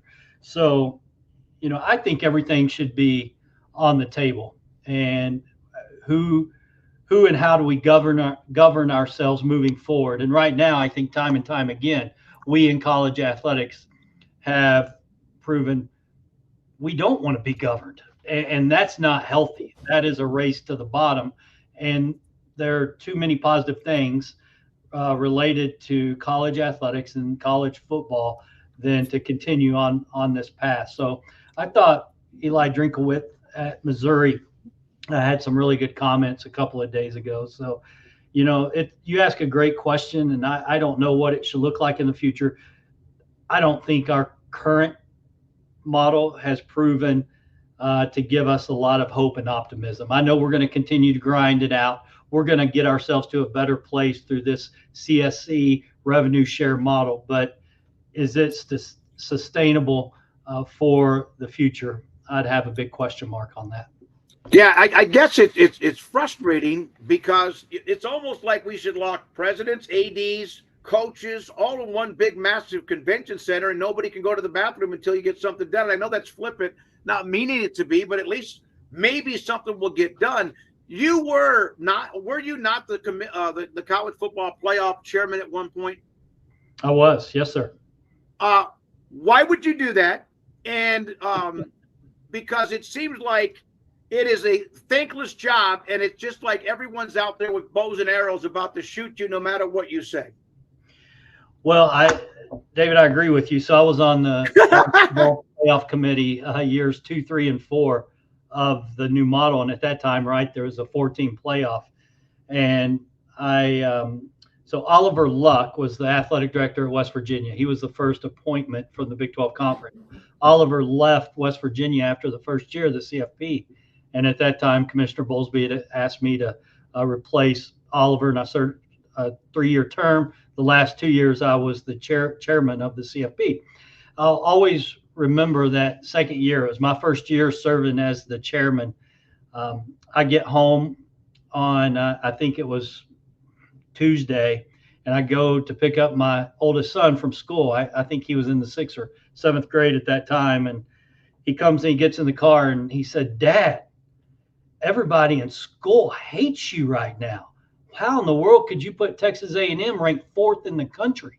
So at that time, Texas Tech was not ranked that particular week, and yet people still found a way here in your own community to talk about you. But, that's what the great thing about college athletics and college football is. It captures our society in so many ways, unlike anything else does. The games never had more viewership. It's never created greater attendance. It's never had more revenue tied to it. There are so many positives about the game of football. The young men playing it are more talented than they've ever been. And we've got to figure out the administration and the governance piece to continue to preserve and grow this great game. Would you be in favor, since you had to go through that gauntlet, though, of what people have talked about, even at ESPN, of saying the Tuesday night show doesn't need to be a thing anymore? I 100%. I mean, it's made for TV, and it's exciting for fans, but I think, I think it's unnecessary, and I think I don't think it's healthy in a lot of ways. With that being said, I could see very easily, just because I sat in that room for 3 years, what the committee was thinking this year, as they were looking at the Miami, the BYU, the Notre Dame conversation, and the way that the selection committee, how they grouped their teams. You could see those last couple of weeks, Miami was etching its way up to be closer and closer to Notre Dame, where if they did in fact get them in the same band of teams that they were reviewing, then the head-to-head was going to come into play. But the committee could have done that a couple of weeks earlier. Probably it would have been more healthy. But with that being said, getting back to the weekly show, I do think it's made for TV and probably not necessary. If you want to have two shows, the week before the championship game and the final one, that could be acceptable. And it probably should not be an athletics director. It is challenging to wear the hat that I wear each and every day, and then they ask you to check that hat at the door. So it's challenging for Hunter, for Mac, for Gary Barta, for Ward Manuel, all of the chairs that have come after me, Rob Mullen. So it's challenging to do, and I think each of them did as good as you can do in that chair. You guys have the ability to kind of sit back this weekend and await your next opponent. Is there any part of you that's like, man, I kind of wish we were hosting a playoff game in Lubbock this weekend? Or are you enjoying the little bit of a breather before trying to accomplish the rest of your goals? Yeah, that's a great question. In some ways, I'd love to be playing in Lubbock this weekend. Having a CFP game in Lubbock would have been epic. Our fans would have been unbelievably excited about it. But at the end of the day, as we got to the end of the season, I was hoping for a bye this weekend to be able to watch games. And I went out to practice this week, and our first practice back after the Big 12 championship game, the guys had, I think, 7 or 8 days off. It was like the first practice of the year. The energy, the enthusiasm, there was just a level of energy that was on the practice field that day that felt different than it had the previous month. So I think this week, the bye, the 2.5, 3 weeks between games is going to be very beneficial for this team. I think our young men are going to be more healthy than they've been this last couple of months, and definitely excited to play come January 1st. Kirby, did you think that the success would be as quick as it's been when you guys sat down to have a plan about the rules and how to take advantage of them and to go all in and make sure you could acquire talent, but also make sure the fits and the chemistry is not lost? Did you expect this quick of a turnaround to be at the level you, and in a lot of sports, not just this one? Yeah, it's I believe we had the best plan in place, but in all sports, you can have a great plan until that ball snapped and somebody is coming across the line of scrimmage from you, or somebody's on the opposite side of the court from you. So I felt like we had the plan in place, and I think a couple of things. Y'all know Joey McGuire and Grant McCaslin. I mean, I think those men went an additional step to ensure that they found the right fits for their locker room. Make sure you bring the right character of young person into your locker room, into your program. And then, nobody is better at leaning in and loving young people like Joey McGuire is. And so just to be able to bring so many new faces into a locker room, to build that culture, to build that environment. The resources were there, the plan was there, but then you have to get lucky. You have to stay healthy, and then your coach has to get everybody moving in the same direction and continuing that momentum. So we always felt like we had a plan in place that could lead us to where we are with Texas Tech football right now, but nothing's ever promised. So just very thankful, and I tell you, I enjoyed every second of Arlington. We worked so hard and so long to get there. I was going to cherish every second of that experience.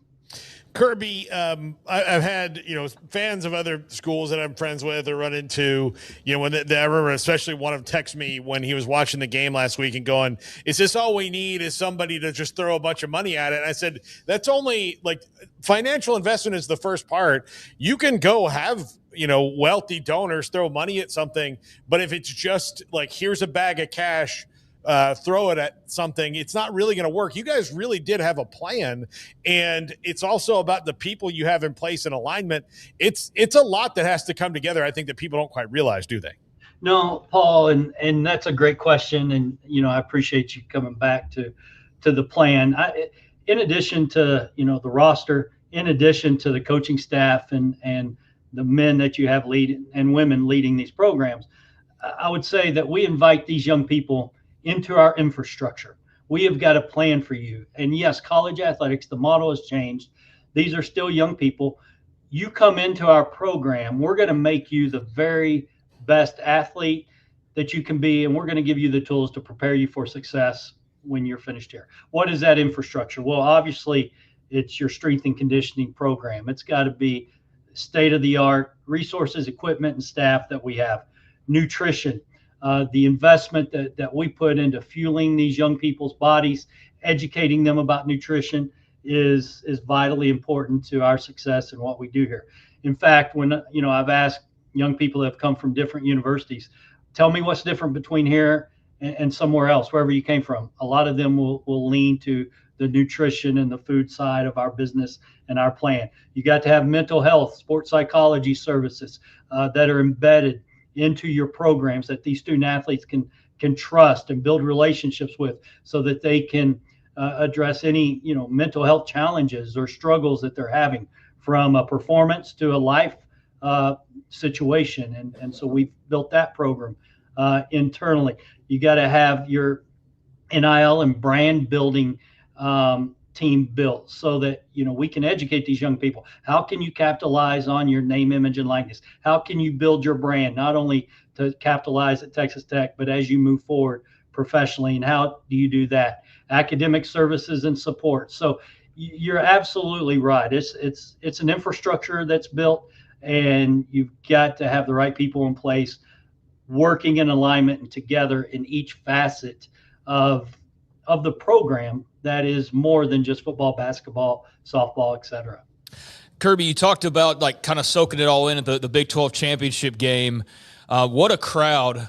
To have a school like BYU who was waiting for an opportunity like this, kind of out in the independent wilderness and conferences here and there, but to be in this position, it clearly was special for them. A program like yours that kind of an afterthought behind UT or A&M or Oklahoma or wherever, but now in this spot for the first time, and this greatest crowd for a Big 12 championship game, and insane atmosphere.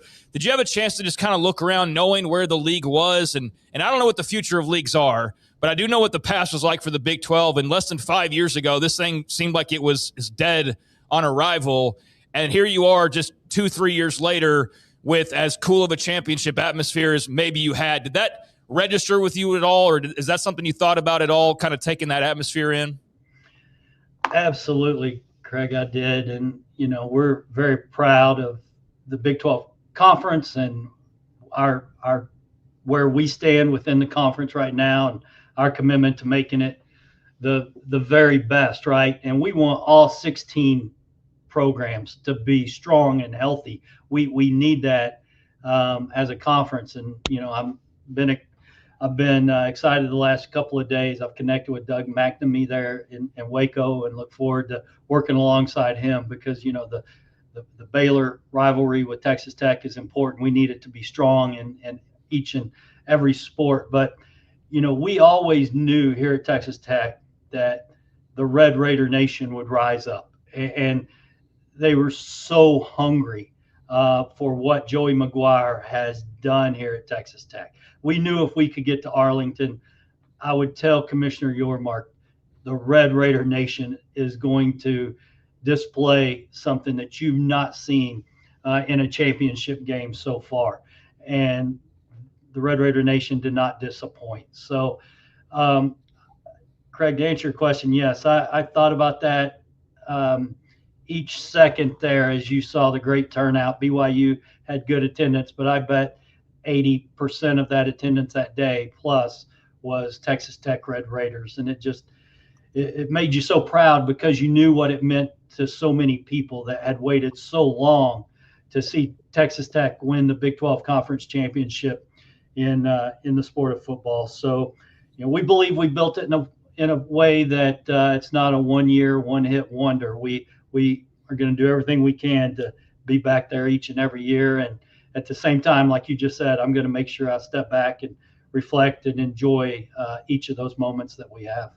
If you don't mind, you brought up Doug McNamee. Obviously, he's been on the job for less than 2 weeks, and he was a part of Baylor Athletics, mainly in the fundraising. It's kind of an outside-the-box hire, and right now athletics is such a unique thing. What were your thoughts when you heard his name, or did you know about him as a candidate, and what you think that he might be able to bring to a university right now that needs some help?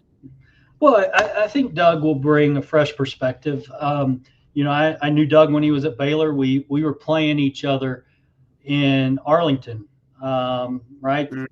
During those years when I arrived at Texas Tech and Doug was still working in Waco, and he was very involved with the Farm Bureau sponsorship around the Texas Tech Baylor game, and had interacted with Doug a couple of times there. And I did not know he was a candidate, but when his announcement was made, we reconnected and had a chance to connect briefly. But look forward to seeing him in person. Obviously he's got so many ties to Baylor University.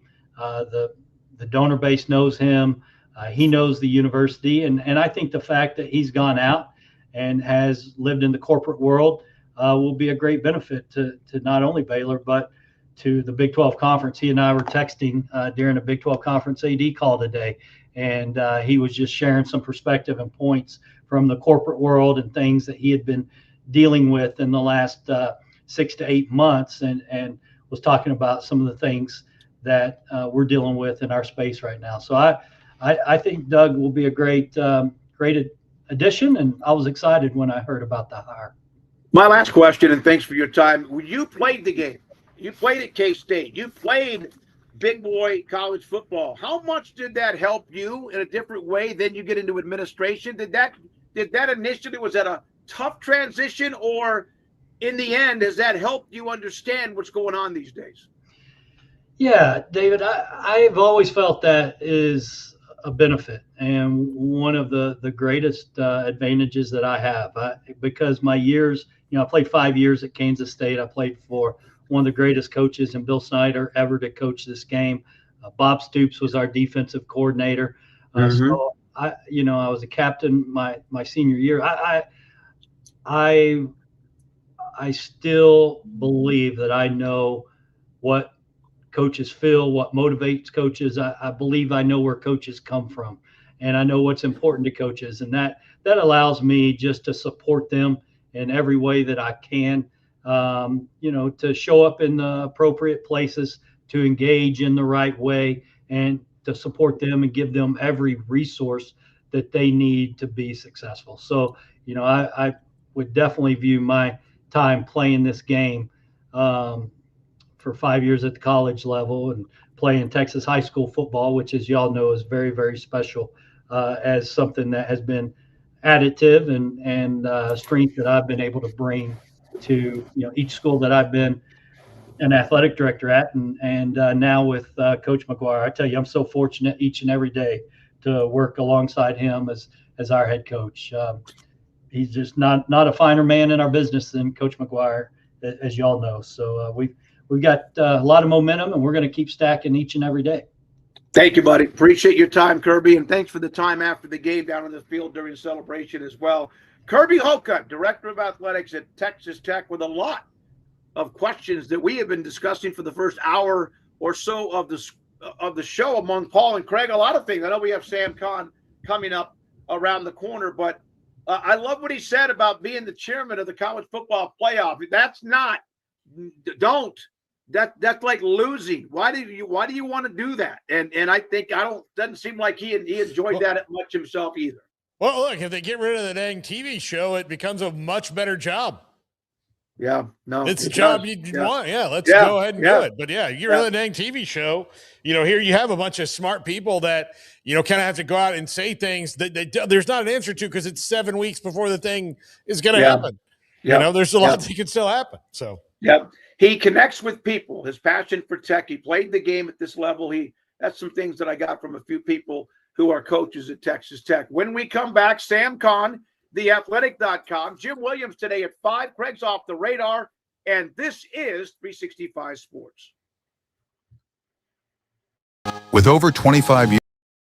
Did you know that 1 out of every 4 men have symptomatic low levels of testosterone and don't even know it? And if you think you're too young to worry about it, guess again. Low T levels can make you feel tired and grumpy, raise your cholesterol, and cause weight gain. Petty Clinic Low T can set up same-day blood screening and results. So if you're tired of being tired, call or go online at pettycliniclowt.com. It's a private clinic with an atmosphere catering to men. Affordable, only $165 a month, including lab work, office consultation, testosterone injections, and follow-up visits, compared to $300 or more a month in Dallas or Austin, and you don't have to drive 90 miles one way or the other and fight the traffic. Petty Clinic Low T has board-certified physician consultations and will provide the best form of brand-strength testosterone. Contact Petty Clinic Low T for increased energy, improvement in sexual desire and performance, mood, concentration, even a decrease in body and belly fat. Just off Highway 84 and Old Hewitt Drive in Woodway, pettycliniclowt.com.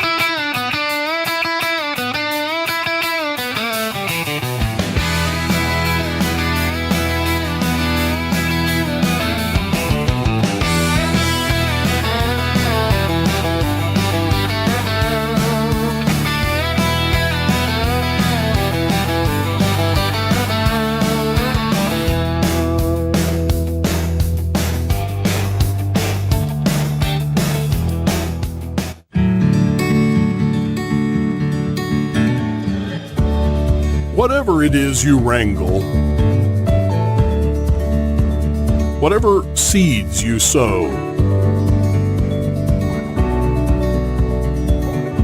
no matter what you nurture or what you choose to grow, at Texas Farm Bureau Insurance, we're proud to protect all Texans. This is 365 Sports. The 3 o'clock hour is sponsored by Waco Custom Marketplace. Meats, sweets, Texas treats, and a cut above the rest. 425 Lake Air Drive, Waco.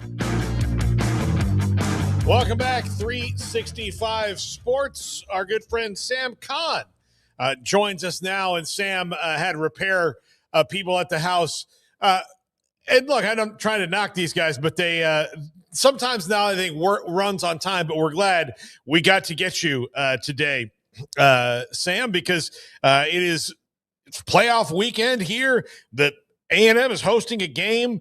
It's at 11 o'clock a.m. Is that kind of a bummer for you, knowing what that place can be at night? Sam, you got yourself muted. I apologize. 2025, you think I'd learn how to work this thing. No, it's actually beautiful because That means I'm not driving home at down Highway 6 at 3 o'clock in the morning after a night game. So I love the 11 o'clock kick. I mean, from an atmosphere standpoint, sure, you would prefer a night kick because the place really gets rocking for that. And I do wonder, I assume, I don't know this, but I assume some of that has to do with the NFL playoff games. Not NFL playoff games. NFL regular season games that are being broadcast on Saturday. Am I correct that there's games on Saturday that are in the other TV windows later in the afternoon, evening? Yes, they are. Yeah. So I think that has a lot to do with it. That's part of the reason why I think the JMU game is at night. So because nobody wants to go up against the NFL. So put your best game in the early window when it's less competition. So I understand why they did it, but yeah, certainly. Miami came to Texas A&M for a night game a couple years ago, and it was really, really good atmosphere. And a playoff game there at night would be awesome, but alas, we have to bow to the TV gods, I guess. Sam, interesting bit of news out of Austin today as they are moving on from Pete Kwiatkowski. I always butcher his name. Kwiatkowski, the defensive coordinator, also moving on from Dwayne Aquina and Will Muschamp back in Austin now as the new defensive coordinator. I think a lot of people were kind of scratching their heads when they initially saw this, and I've seen some Texas fans who were like, well, the Florida game, and it wasn't quite super elite. It was just elite, but still, what are your thoughts on kind of an unforeseen move going on, and what do you think this all means as far as Sark bringing Muschamp back to the ATX? Yeah, I was really surprised by this. I did not expect it when it came across this afternoon. I was absolutely stunned. Pete Kwiatkowski did a really good job there. Let's not split hairs. He did a really good job at Texas for the 4 or 5 years he was there. And honestly, I know that first year was kind of rough. The run defense was kind of rough, but from 2022 on, the defense is really what you could hang your hat on with this Texas team. That is what I know. The offense gets a lot of buzz and attention, and Sark and his play calling and the game playing ability and all that stuff is good. And they had a lot of draft picks on offense as well. But to me, the reason this program got to where it is now in terms of being a playoff team or being a playoff contender and having those expectations is because of the defense. You remember back in 2022 when they hosted Alabama, which was their first really, really big game of the second year of the Sark era. The reason they were in that game was because of the defense, because Pete Kwiatkowski's defense, they played fast, they played physical, they played disciplined, and kept them in that ball game. And I think that was emblematic of what you saw for the next few years of them. Were they as good this year as they have been the last couple? No, they were not. They certainly down the stretch. They stumbled down the stretch a little bit, save for that A&M game. But you definitely saw the Arkansas game. There was a couple of spots in there where you could say, hey, it does not look like it has looked and what you expected it to look like. Certainly in the first half of the year, because even in the first half of this year, I thought they were really, really good. And they were, Sark even said himself, we're going to lean on our defense because that's what our strength is right now, as Arch Manning and the offense is working through its issues. The second half of the year, the offense started to figure out, you started to see the defense started to fall off. But at no point did I ever think that was going to be reason to let him go. I'll be curious to find out if there's something else here. Maybe whether there was a disagreement or was philosophy, or maybe just decided to shake things up and change things. Bringing Will Muschamp back, certainly a familiar name, certainly a well-respected name. Never really any criticism about his defense, even though his head coaching career hasn't gone quite the way he would have hoped. He still has always been a really good defensive coach. And you talk to people at Georgia, they really liked the input that he had. He kind of stepped back these last couple of years from a full-time role because of his family. He was watching his son play a lot. So not really been in the full-time role lately, but he's got the chops. He's smart. He's a really good defensive coach. So I have no qualms with Will Muschamp being the defensive coordinator at Texas. I think he's really, really good, but I am puzzled by the move. I thought Kwiatkowski was one of the best defensive coordinators in the country, and somebody's going to get a good one wherever he lands. Yeah, I don't think you do this to stir things up or to try to just make people uncomfortable if you like who you have. But when I saw that, and I got it from one of our viewers, I'm like, what? I thought they were adding Muschamp to the staff to be a part of it with Kwiatkowski. So, okay. And then on top of that, then you have this week Texas Tech We know what they've done with the portal. We know what they've done with Joey getting extended recently. And then they just go out and extend all three of their coordinators for like 3 years and James Blanchard for 3 years. And so continuity, how critical, Sam, was this move? And hey, by the way, we're happy here. That doesn't mean someone's not going to get a head coaching opportunity, but we're going to wrap them up right now. Yeah, no, I think it's smart. It's proactive. It's what you do when you're a good program, because you know if you're a good program and you win, that people are going to sniff around. I didn't hear Mac Leftwich in the or Shill Wood in the head coaching carousel this time around, but if they continue to do well, you certainly expect that to happen. Leftwich is really, really young, really talented. Shill Wood has been really good the last couple stops, Texas Tech, and he was really good at Houston last year also. So you figure it's a matter of time for those two guys. And James Blanchard, as we know, had the flirtation with Notre Dame back in the offseason before he decided to stay. And you look at the work that he did with this roster. Granted, he did have a lot of help financially in able to doing it, but it's not just money. You have to identify guys and you have to get the right ones.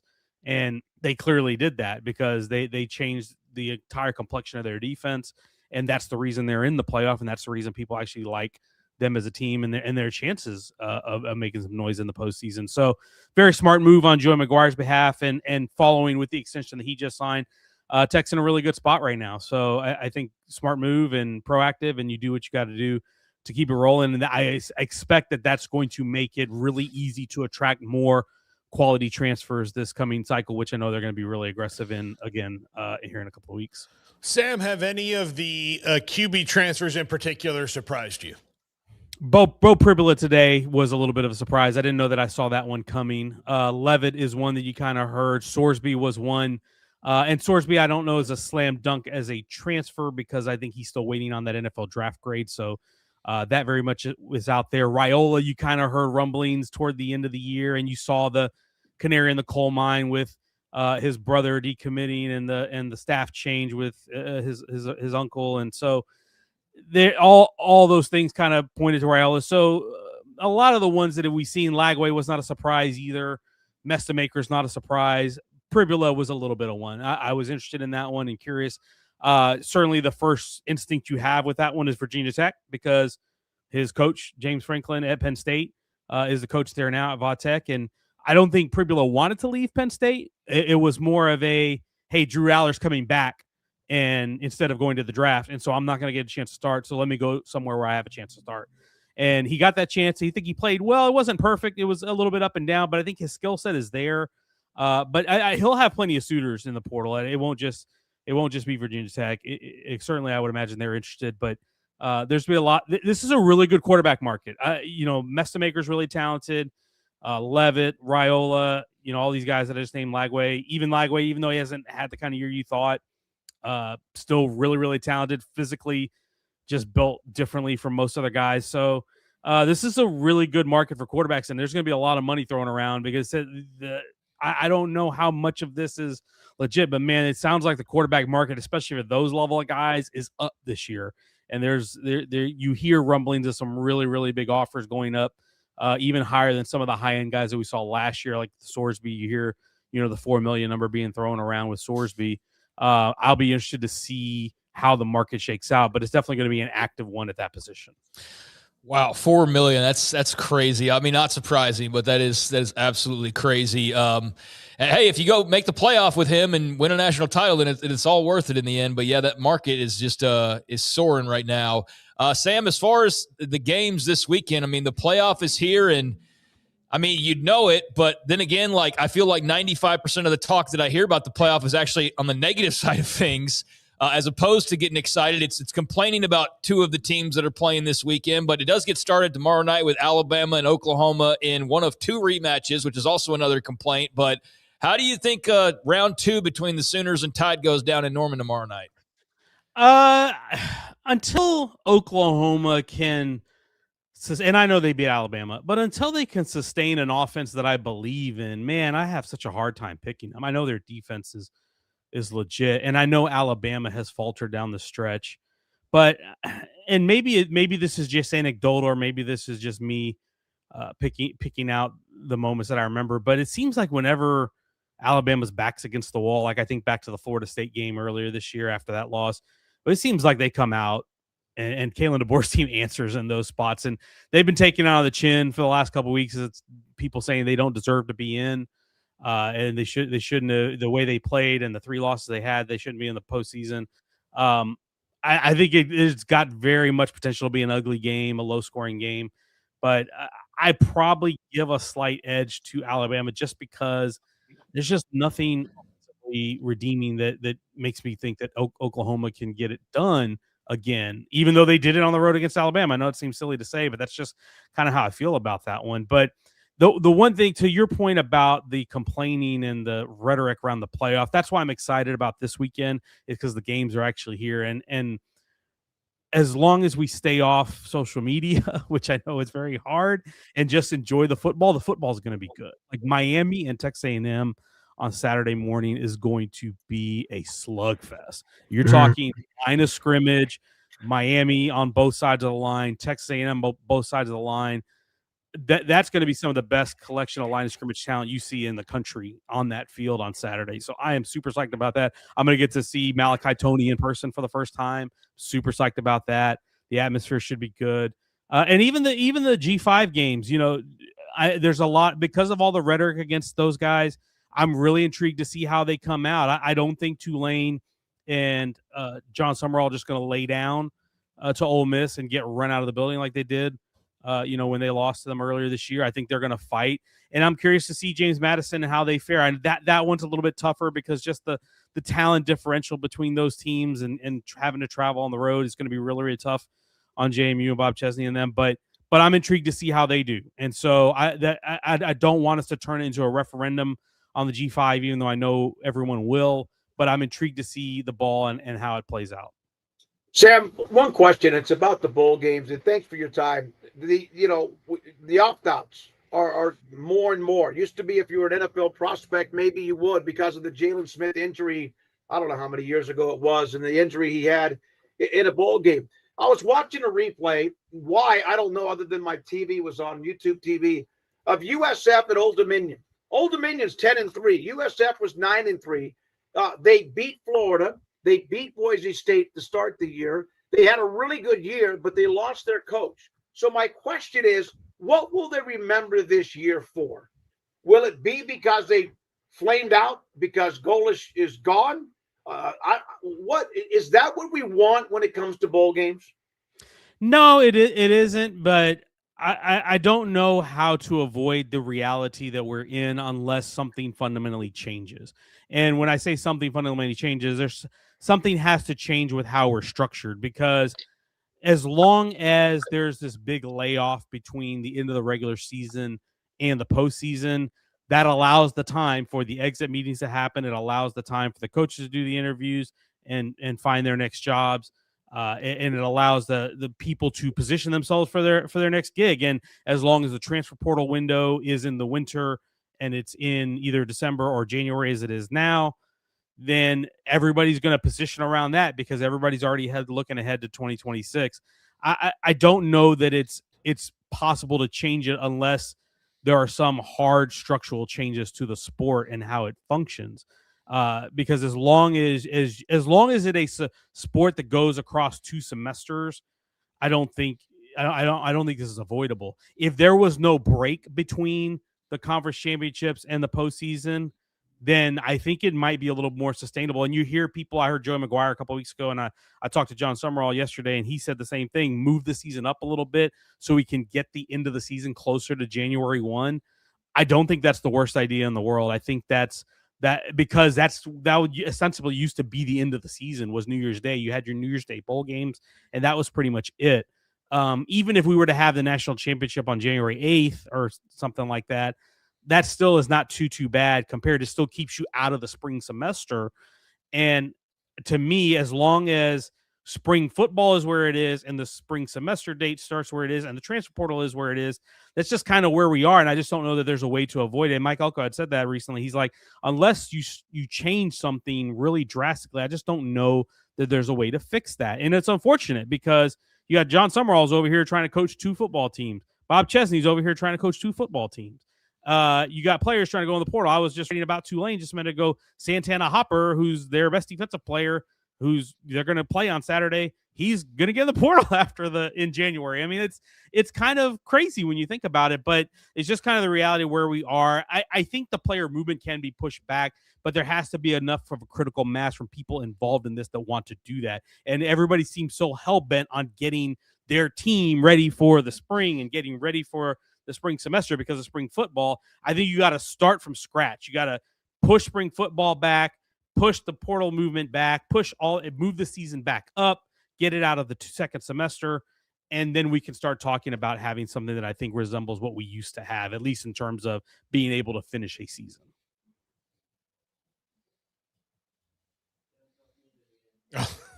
Sam, thank you so much. Next week we have shows the first couple days of the week. I won't be here. So if they have you on those first couple days, Merry Christmas for me, at least. Happy holidays. And thanks for an awesome year with us. Merry Christmas. Y'all have a good one. Have a good weekend. Enjoy the games. Thank you, Sam. Sam Kahn, theathletic.com. And I think we probably just should have asked him right there if he could be with us on Monday. I'll do that in a minute when I text him. Okay. When we come back, Craig Smoak and Off the Radar. Jim Williams at 5, and then all that stuff we do at the end, including the top 5 polls, quizzes, and spin the wheel. And this is 365 Sports.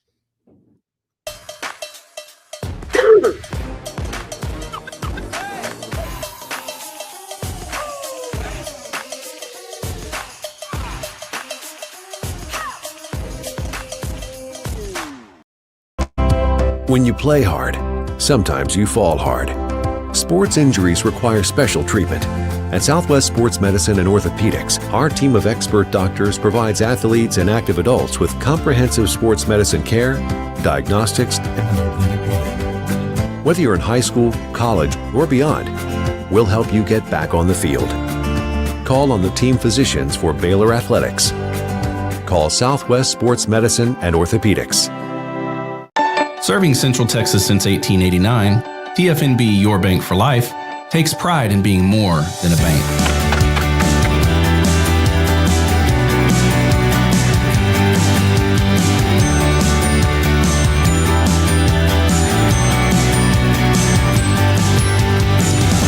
At TFNB, we remain committed to these principles. If you value them too, come join us. TFNB, Your Bank for Life.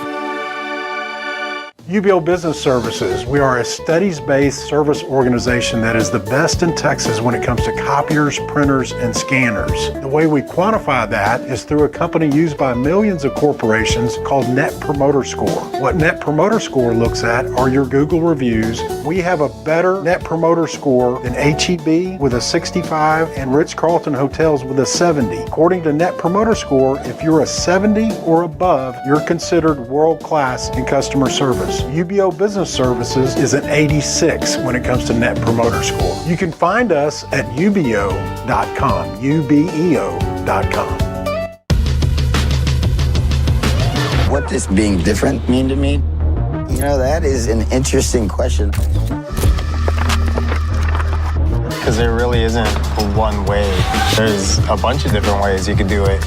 This is the Sonos Arc Ultra, and this is what you need to know about. It represents one of the easiest ways to get into high-quality home cinema without loads of cables and faffing around. And that's because the Arc Ultra provides full Dolby Atmos without any rear speakers thanks to its sound motion technology. And Sonos is actually calling sound motion one of the most significant breakthroughs in audio engineering in nearly 100 years. It's an amazing setup. It sounds absolutely fantastic. I love the absence of fat. If you're a Sonos person, there's a reason you're watching this video.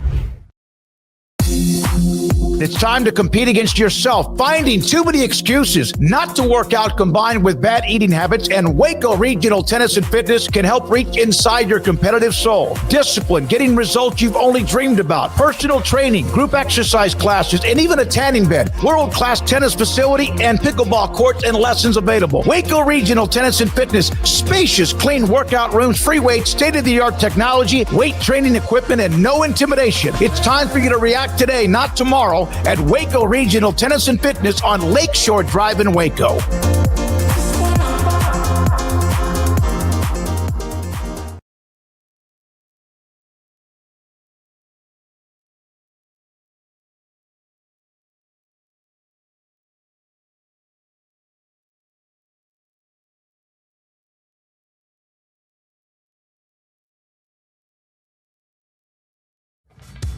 This is 365 Sports. The 3 o'clock hour is sponsored by Waco Custom Marketplace. Meats, sweets, Texas treats, and a cut above the rest. 425 Lake Air Drive, Waco. Welcome back to 365 Sports. It's time for Off the Radar and look at a few different stories from around the sports world before we get into Jim Williams here in the next few minutes. And I'm going to start off with a follow-up on the story about Ohio University and their parting of ways with head football coach Brian Smith. We talked about this a little bit yesterday, and we're curious as to what had led to his departure. And there's just a lot of rumor mill stuff going on about the Ohio job and what all led into this. And it's not the biggest story in the world, but there was some mystery involved, and now the mystery has been solved for the most part, as Brian Smith was fired for cause. And the clarity that people were seeking has now been provided, as apparently after an administrative review, there were serious professional misconduct and participating in activities that reflect unfavorably on the university. So that's kind of what you had out there, and you wonder, okay, well, what does that mean? Like, is he having an affair?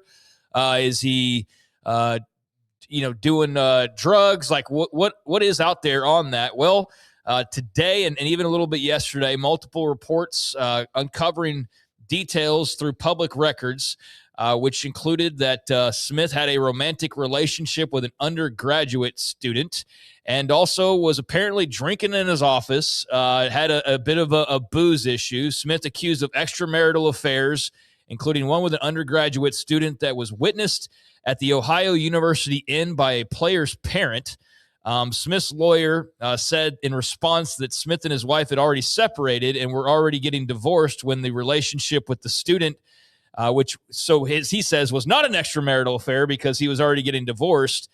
So that was their reasoning there as to why that shouldn't have been, I guess, a strike against him, and that apparently Smith, according to his lawyer, had ended that relationship once he learned that she was a student. So they just went to the hotel randomly, I guess. Okay. So they needed the hotel for this very up and up on the ups because, well, no, he's getting divorced and he didn't know she's a student, so let's sneak off to the hotel. Yeah, this excuse is not as good as this lawyer thinks it is, because if you are the head coach at a school like Ohio, which is not, in a huge place. So if you're at Ohio and you're around the university and a girl who's in her 20s is around, you've got to assume she's a student, right? It shouldn't come as a shock that she is all of a sudden. Well, a grown adult person would do that, but person trying to get away with this would just be like, I'm blind. I don't see age. What? So, but that's, once I found out she was a student, I ended the relationship. Well, why? Like, you shouldn't have had to find out she was a student. It should have just been assumed that she is likely a college student in her 20s around a freaking college. Yeah, well, and then the hotel part of it is apparently because that looks sketchy as hell, but apparently it's because he was living there as it was temporary housing while he searched out for a new place. But I guess that's also in the midst of this divorce that you're having. So that at least doesn't look as bad as sneaking off to a hotel and that sort of slimy business that some partake in. Smith also accused of acting intoxicated and smelling strongly of alcohol during a public appearance, although there were no specifics provided on exactly what appearance that was. He met with the athletic director, Slade Larscheid, as well as other administrators on November 24th over an allegation that he had violated a university and contractual policy related to alcohol and other drugs. He acknowledged storing alcohol in his office desk drawer and that he had consumed alcohol in his office after normal business hours. He also, on occasion, along with a few assistant coaches who were all of age, joined him privately after games for a single drink of bourbon. So there you have it. There is the update on the Ohio story. I know you were all clamoring for updates here, but this is off the radar. But yeah, Brian Smith, there was some speculation about what went down. So from Ohio's point of view, drinking on the job basically, and then also having this extramarital affair with a student, but he and his lawyer denying that it is what it looks like it is. So we'll see how that plays out for them, as I'm sure they're going to fight this and try to get everything they can, because this is awfully bad look for him and not the type of thing where people are going to be lining up to hire you after this. So I think you probably need to to get what you can get out of this. But he got a formal reprimand, and his lawyer will continue to push back on this. But they vigorously dispute the grounds for termination and plan to fight. So there you go with that. Sounds like they had good reasons based on that, but that will go to the lawyers now to try and sort through all of those things there. Meanwhile, we got some other things going on around the world of sports in baseball. World Baseball Classic is right around the corner, and the United States has added some interesting names to their roster for the 2026 World Baseball Classic. Tarek Skubal is now a part of Team USA, the back-to-back American Cy Young Award winner in the American League, announced that he is going to be a part of the staff upcoming. That will also include Paul Skeens, who was the NL Cy Young Award winner. A lot of other names have also been added and talked about as well. Matthew Boyd, reliever Garrett Whitlock, a part of the Thursday announcement. Other pitching ads, let's see, Joe Ryan of the Twins, Mason Miller of the Padres, Noel McLean and Clay Holmes of the Mets, Logan Webb of the Giants, and David Bednar of the Yankees. So the team's starting to get filled out, and then offensively, you've got Aaron Judge, your captain. You've got Kyle Schwarber, Corbin Carroll, Pete Crow Armstrong, Cal Raleigh, Will Smith, Bobby Witt Jr., Gunnar Henderson, and Bryce Terang, who have all committed as well for Team USA. So that will get started here in about 3 months from now. Games in Houston, Tokyo, Puerto Rico, and Miami. Semifinals and championship will be played in Miami. But they've already announced the pools as of a few weeks ago, but now we're starting to get some roster news. So for Team USA, man, I mean, Skeens and Skubal and Raleigh and Schwarber and Witt and Henderson, pretty salty little team they're putting together. No, yeah, I love it. I love the roster. I mean, when you've got the kind of on-base monsters that they have and some power there, I mean, Judge and Raleigh in the same line, Judge, Schwarber, and Raleigh, that's what, 170 home runs between three guys from a year ago. So you've got some pop, not to mention Bobby Witt Jr. is a beast. Bryce Terang gets on base like crazy and steals bases. So I like everything I've heard. Will Smith had a great year for the Dodgers. Pitching staff looks good. The thing that scares me the most is Japan has this guy. I don't know if you've heard about. His name's Ohtani. Yeah, then all of his Dodgers teammates that also are from Japan. And they'll have the new guys that are all going to be signing here in the next week in Major League Baseball as well, who are really good players. Yeah, I mean, you'll have Yamamoto, probably a part of that. Roki Sasaki, so all Dodgers. And then whatever new Dodgers they'll sign from Japan this offseason. As I would not be surprised to look up in 4 years and over half their rosters from Japan. I mean, honestly, they're trending that direction. But, yeah, Japan will have a really salty team, but pretty fun lineup and pretty good group of guys for Team USA. And you never know with these types of things. People worry more about the regular season or that type of deal, especially a pitcher. But Tarek Skubal, now a part of Team USA, one of the headliners there for sure. And then meanwhile, not a whole lot else going on. I mean, NBA regular season got obviously some college basketball also going on as well, but there are a couple of football games later on tonight to make mention of. As in the NFL, you're going to have the Rams and the Seahawks on Prime, the annual Thursday Prime game or weekly Thursday Prime game. Seahawks hosting the Rams, 7:15, the kickoff time central for that over on Prime Video. And the Seahawks, 1.5 favorites for those who dabble in such things. But, yeah, there you go, Rams and Seahawks later on tonight. So elsewhere, I guess. Sookie, I was talking a minute ago, but I think Garrett shut me down. That's okay. No, I'm good. I'm enjoying it. All right. Good deal. So, Craig, anything else before we go to Jim Williams? I have one. Go ahead, Craig. Sorry. Go ahead. No, finish your actual segment if you have anything.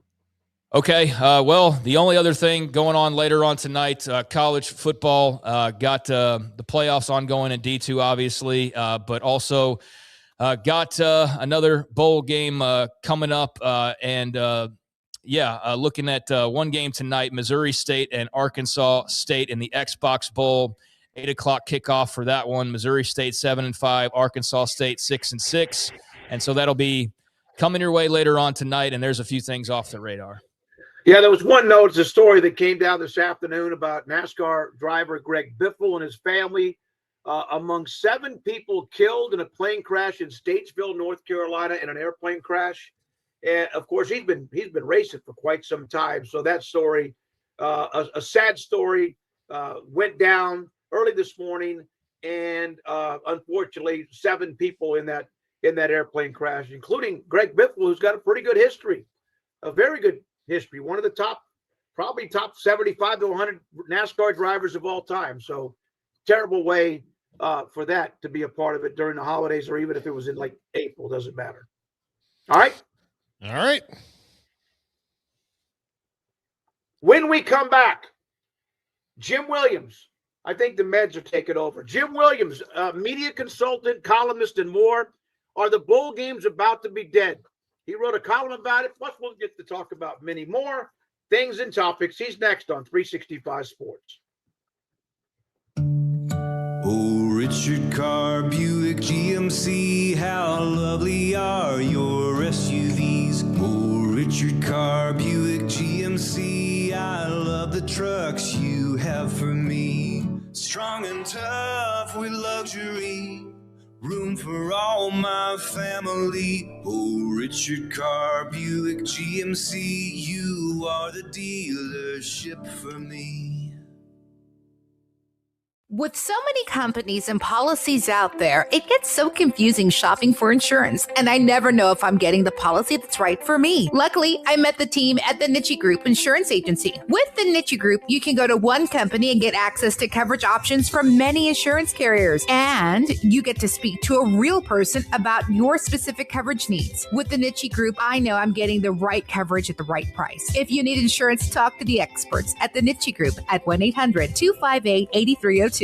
Pizza, burgers, and Bears football. There's no place around Waco that serves them all other than Bubba's 33. Come show your green and gold and enjoy some of Waco's best food and beverages while watching your favorite team, the Bears. When real Bears fans get hungry, Bubba's 33 is the #1 spot for ice-cold drinks, hand-stretched, stone-baked pizzas, and bacon-infused burgers. Join us for indoor or patio dining. Bubba's 33, Waco's restaurant and proud supporter of Baylor Bears football. Sick 'em, Bears. Have you heard of the new IRA? The new IRA, Insured Retirement Advantage, is a solution for high-income individuals and business owners who want to grow and protect their wealth without locking up capital or taking unnecessary risks. If you're an asset manager or a licensed insurance agent looking to provide your clients with guaranteed tax-free retirement income and legacy protection, the new IRA Insured Retirement Advantage is an option you need to know more about and is only available exclusively from North Star Funding Partners. For more information, go to northstarfundingpartners.com and tell them 365 Sports sent you.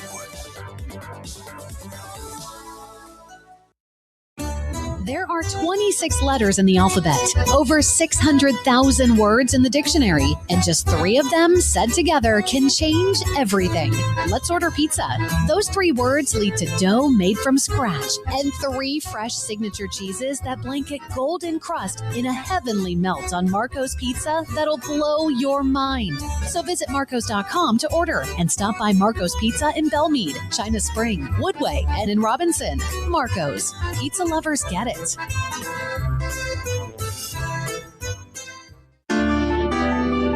Edward Jones Financial Advisors Ben Erlinson, Brad Wilson, and Cam Heathcott understand these are difficult and changing times we live in, but they know how important your financial investments are to you. So is your financial advisor staying in touch with you and helping you navigate today's financial climate? Invest with Edward Jones Financial Advisors Ben Erlinson, Brad Wilson, and Cam Heathcott, who invest their time and experience back to you and your money. And like coaching athletes, investing money is about time, patience, and encouragement. Contact Ben Erlinson at 254-759-8533.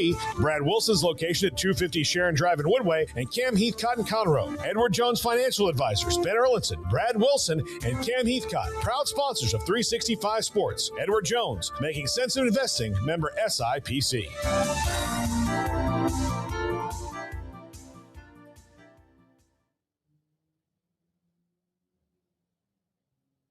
Welcome back, 365 Sports. Sorry, that was my fault, Brandon. I didn't give you a bumper on that one when I made it today.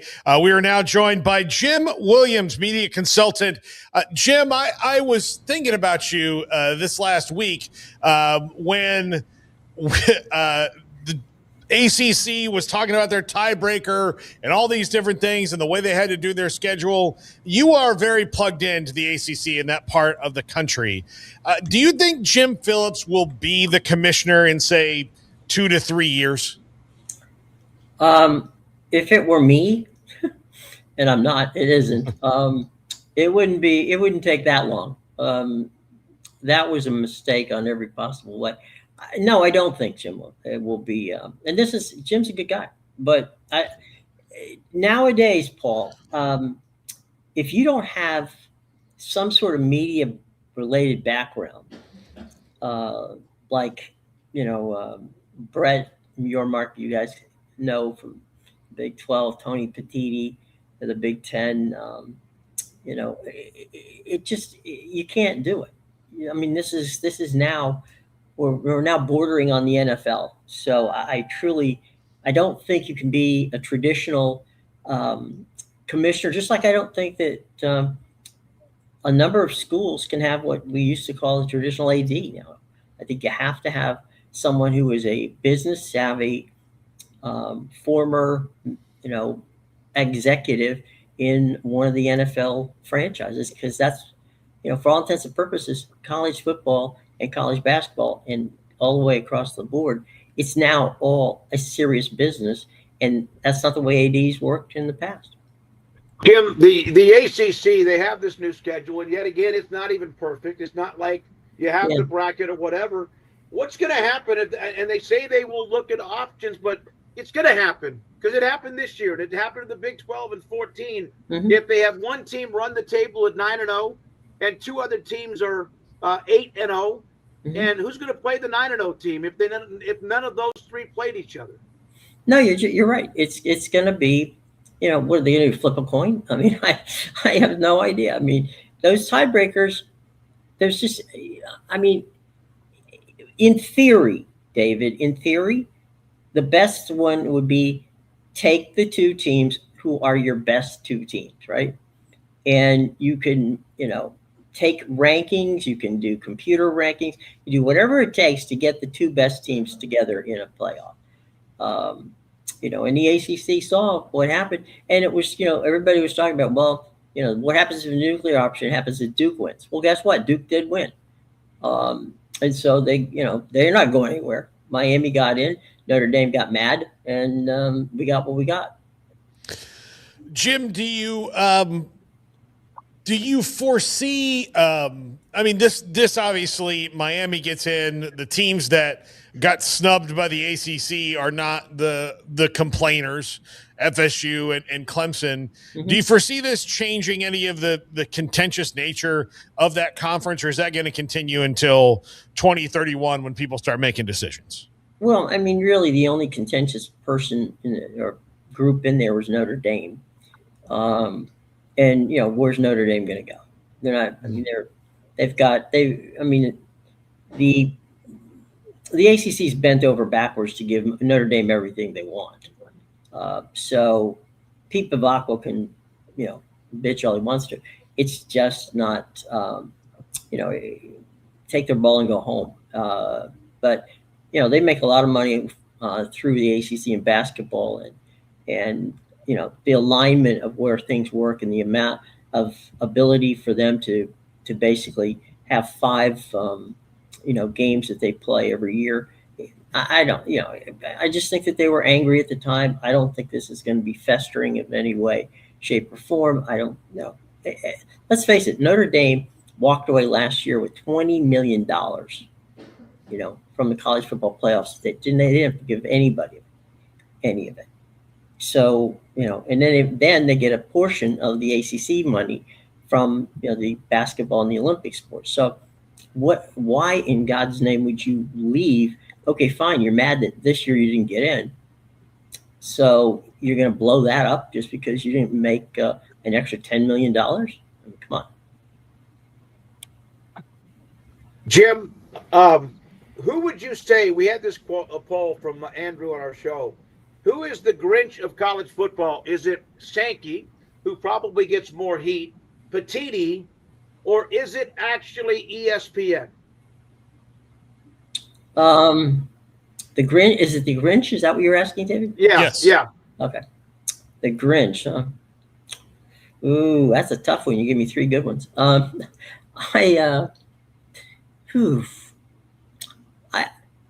go with my former employer and probably never again employer, ESPN. They've kind of, worked this thing into such a way that it really is people absolutely do everything humanly possible to get to a point. I mean, I'll give you the example that I think is most important for what we're talking about here. They have that Tuesday night show every week where they bring, when the college football playoff committee begins the process, right? And rather than, each week we get to see where they think everything is.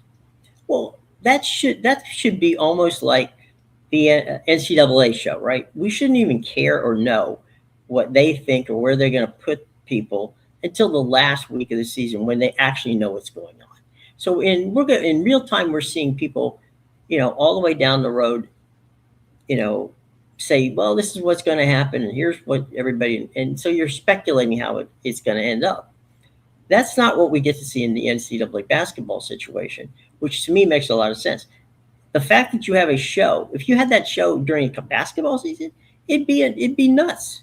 So I don't understand why ESPN and the CFP have decided, let's put our, this on the air so that we can look like idiots at the end, because this is where we put this team early in the season, but now they're not there. And so we end up with a Notre Dame Miami situation.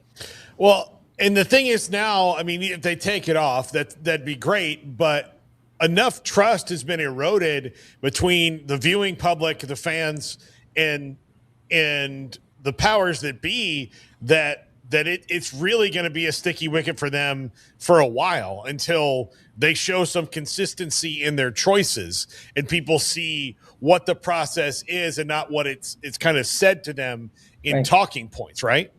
Well, yeah, it's like, the old saying in Washington here is, nobody wants to see how the sausage is made, right?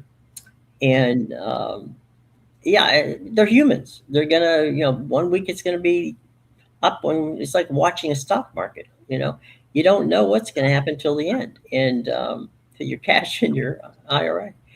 But yeah, I mean, they're not going to get rid of it. Ratings wise, it does well for them, and so it's just going to be. You're right. People are not going to trust it. People are going to be mad, and then when we go to a 16-team playoff, which we obviously are going to sooner or later, it's only going to get worse. So you wrote a column about Old Dominion lost to USF 24-10. Had a great year. Had a good year. Not a great year. Had a good year. They were right there on the cusp of being a part of the playoff, and they didn't finish. And then their coach leaves, and then they don't have everybody with them, which is, of course, a part of the problem. Jeff Traylor from UTSA has mentioned that, but he's not the only one. No. Jim, what are they going to do, and can the bowl games survive? David, watching last night, watching Old Dominion beat USF, was two things that I saw that bothered me. 5 of the top offensive players and a couple of the defensive players for USF didn't play. Old Dominion had the same situation. Both of them had their top quarterbacks weren't there. Okay, but so you're watching a subpar game, and frankly, by the third quarter, I was about to turn over and watch Landman, which is my favorite show. So I almost went there, but I thought, all right, I'll finish it out. I was concerned for two things. One, the quality of the game was terrible. It's almost unwatchable. It was like watching a scrimmage. And two, I thought somebody was going to get hurt because these guys are running routes they don't know where they're running. guys are taking, you know how you take an angle to tackle somebody. They were taking the wrong angles. I mean, it was tragic. But what's symbolic to this whole thing, guys, is over 200 players are opting out of not playing in these bowl games, and between 10 to 15 coaches who either have changed jobs or been fired are no longer, there to help. In the case of, you guys know better than I, in the case of, what was it, Kansas State and Iowa State, turned down bowls, and they were fined by the conference for not going to the bowls. So if I'm going to tune in and watch a par effort by a group of guys I don't even know who they are, this is not what you sign up for when you go to a bowl game. You sign up to watch, two teams who who had a good season, get better, with that and be rewarded for it. If 200 players are waiting to go either in the National Football League or in the transfer portal, and they're not playing in these games, why would I want to watch it? We got the Pinstripe Bowl, right? That's Clemson and Penn State playing. Clemson will have 27 players not play in that game. Penn State, I have called and continue to email the SID and the people up there at Penn State, and they don't even know how many players will not play. And they have, obviously they don't have a coach either. So who knows? So if you're going to go to New York, to the Bronx to watch a game at Yankee Stadium, there's going to be Clemson players there. There's going to be Penn State players there. Are they going to be good? Who knows? So I just don't see how, if this is the way you're going to do it, what's the sense in doing college football if it's not a playoff game? What's the sense from a bowl sponsorship standpoint? What's the sense of me sponsoring a bowl where I don't know how many people are going to show up on the teams? Plus, I'm investing a lot of money in these bowl games. I couldn't agree with you more. I know this sounds like get off my lawn, but when I was younger, 10, 12 years old, or even up to in high school, I would love this time of the year to watch a couple of bowl games every day. Everybody had their players unless they were injured. And I know everything's changed, but I used to just absolutely love that, or this time of the year. And it's not the same. And I don't know if they could ever change it, play games before the year. That's been mentioned, but I don't know what's going to happen. Jim, thank you very much, buddy. Appreciate your time. You have the best backdrop of any guest we have on this show. Well, it's very kind, and all my best to you guys. I miss you, but I watch you, so keep it coming, and have a happy, healthy New Year to all of you. You too, Jimbo. Appreciate it. Jim Williams, sports media consultant and columnist, and he wrote the column about Old Dominion 24, USF 10, our bowl games. In fact, in what could be the beginning of the end of postseason bowl games. So he gave you the stats and much more. And it's not like we haven't talked about it, but get his perspective from, like, why do you sponsor those games? I don't know if they were making money anyway, unless they paid the players, right? Unless they paid the players extra money to be a part of it. Yeah, they're going to have to rework that and work it into contracts. I mean, there's simple idea fixes, but maybe, especially in execution practice, things get complicated. But that's something that and they're going to have to determine: do we really want bowls in the same way that we had them before? Like, how do you change it? How do you move it? How do you make the same kind of thing? And then, do you maybe make week 0 kind of a bowl week where you do play these neutral site games and do that in places where people can actually, I think, maybe go more than they can now. But, being a sports fan is expensive. And then if you have to add a trip right before the holidays or during the holidays, it's tough a lot of the time. Yep. Here, let's end it with one nice story before, Paul, your top 5. This is from David Harris. Between November 12th and December 16th of this year, Tulane Athletics received $1.6 million in donations from 519 donors. That is an 83% increase in donors and a 373% increase in dollars over the same time period a year ago. More impact, major impact from Green Wave football, excitement and momentum. We saw the store that had all the things peeled off the counters and stuff like that, so that's great news. All right, when we come back, Paul Catalina, the top 5, we'll have the wheel, we'll have quizzes and poll results, and this is 365 Sports. Panic moment, running my hands through my hair, and that's when I found Keeps. Keeps gave me the results that I was really looking for. I definitely felt a lot more confident once I saw my hair coming back. Keeps has given me the control of my hair back. Get your first month free at Keeps.com.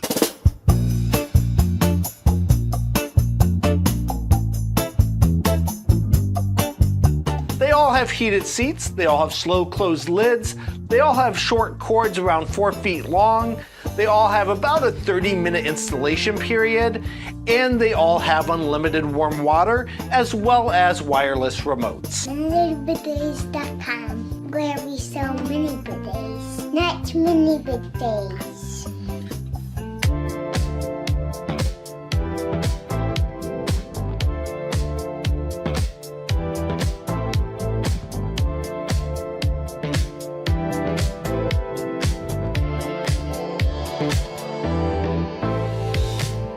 Everyone is born with different gifts and skills.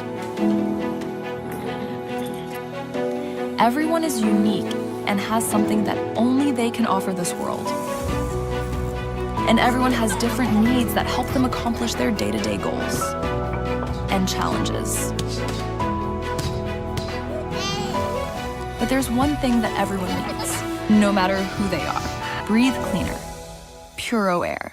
This is the Sonos Arc Ultra, and this is what you need to know about. It represents one of the easiest ways to get into high-quality home cinema without loads of cables and faffing around. And that's because the Arc Ultra provides full Dolby Atmos without any rear speakers thanks to its sound motion technology. And Sonos is actually calling sound motion one of the most significant breakthroughs in audio engineering in nearly 100 years. It's an amazing setup, it sounds absolutely fantastic, I love the absence of fat. If you're a Sonos person, there's a reason you're watching this video. This is Paul Catalina's Top 5. Welcome into Paul Catalina's Top 5, brought to you by Flag and Anthem. Use our promo code 365sports for a discount at checkout.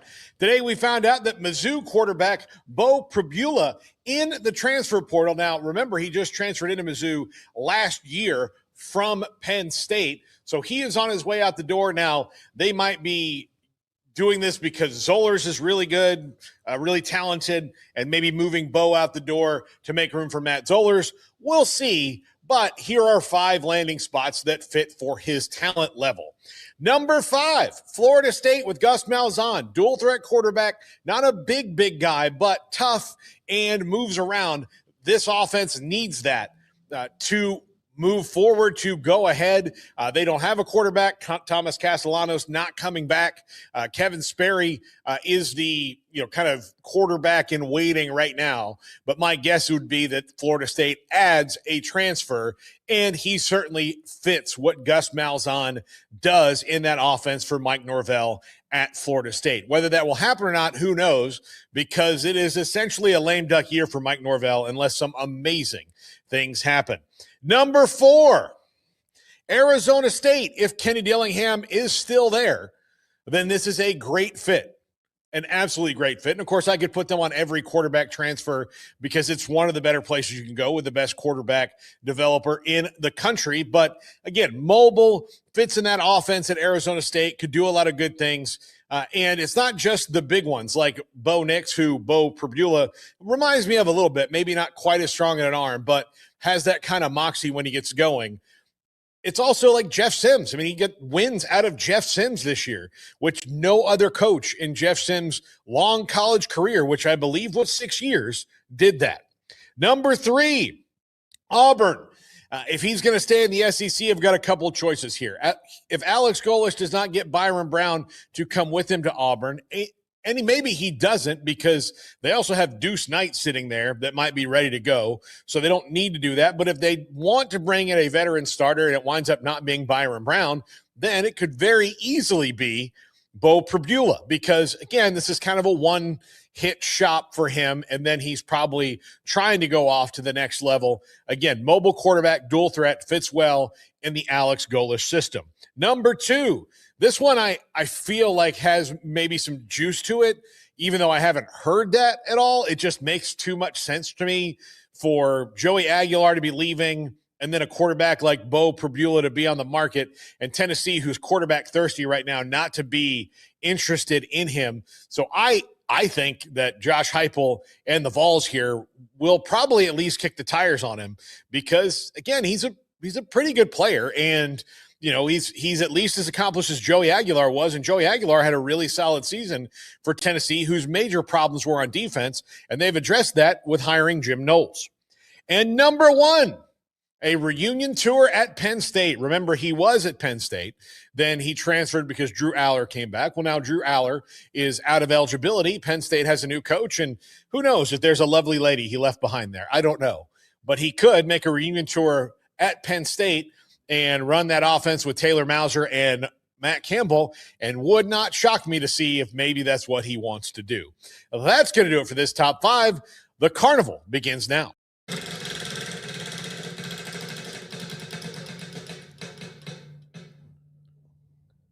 What kind of pie is your favorite? Yes. What can count there, Andrew? Pizza can count. Okay, Smokey, we'll start with you. What kind of pie is your favorite? I know you're going to answer this. You're muted. I needed to be. I was working on a cough. For me, you know how much I love pumpkin pies during the holiday. Mrs. Smith's pumpkin pie with a bunch of whipped cream. But my favorite pie is a chocolate cream pie. Okay. Craig. What did you think it was? I thought it was at Mrs. Smith's. Yeah, that is. That's Mrs. Smith pumpkin pie, yeah. Yeah. Craig, what's yours? I mean, yeah, if pizza counts, which I don't know that I would count that, but if it does, then I would definitely take pizza, some kind of pizza or pepperoni combination, something like that. But as like traditional goes, I really don't like pie. I don't like the consistency of it. I am a picky eater, as people who've watched long enough probably know, or just like a plain eater.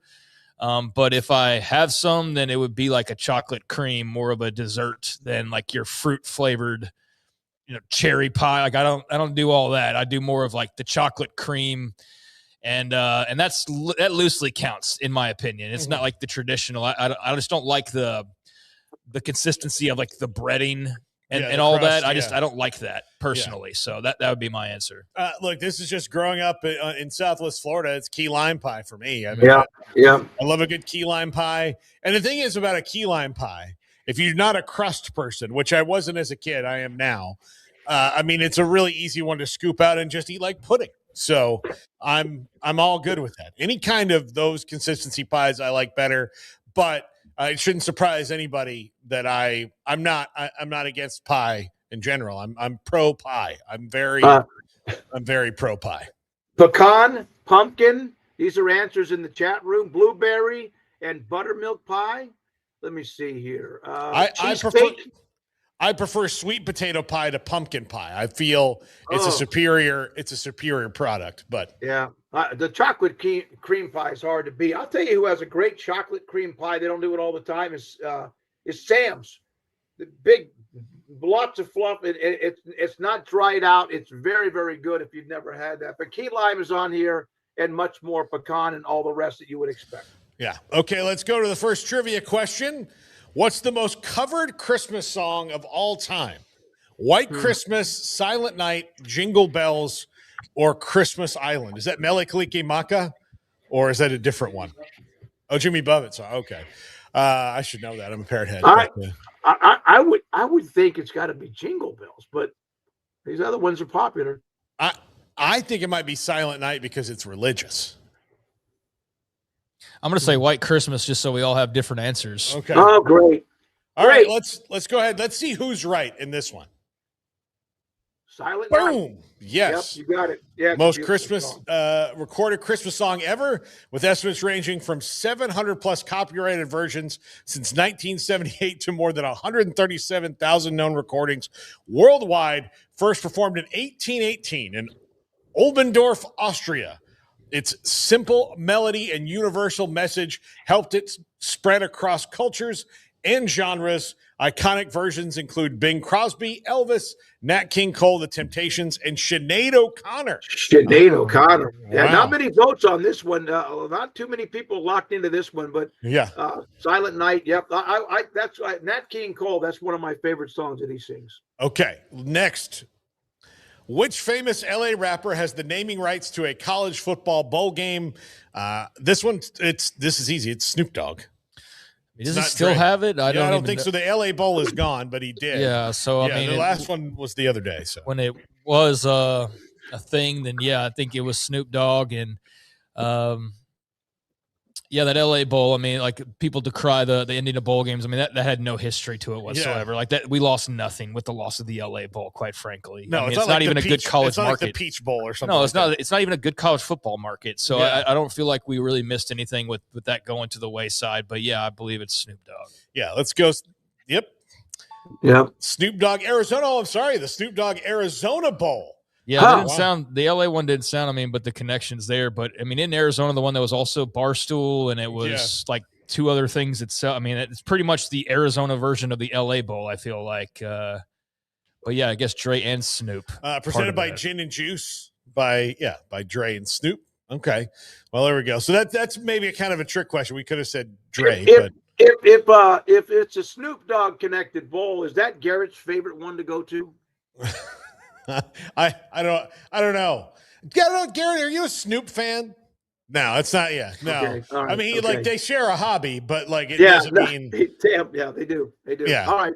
So, okay, the Grinch who stole college football. Oh, Craig changed everybody's mind. Craig, ESPN. Yeah, way to whip votes, Craig.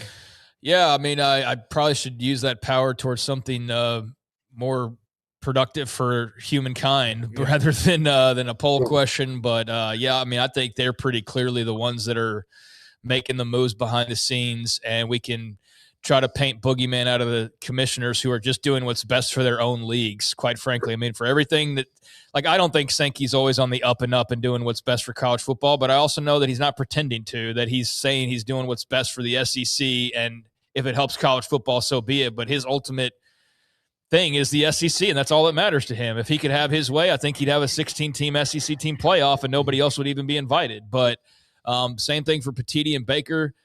They're got to do what's best for their constituents. I don't think ESPN gives a damn about the James Madison fan, the TCU fan. I think that they are, and their personalities, you see them all like in lockstep saying the same things. You see like Saban and busting with like all these people that are coming out kind of saying and parroting the same things about we don't need G5s and we don't need, and like that's all just playoff opinion and that's fine.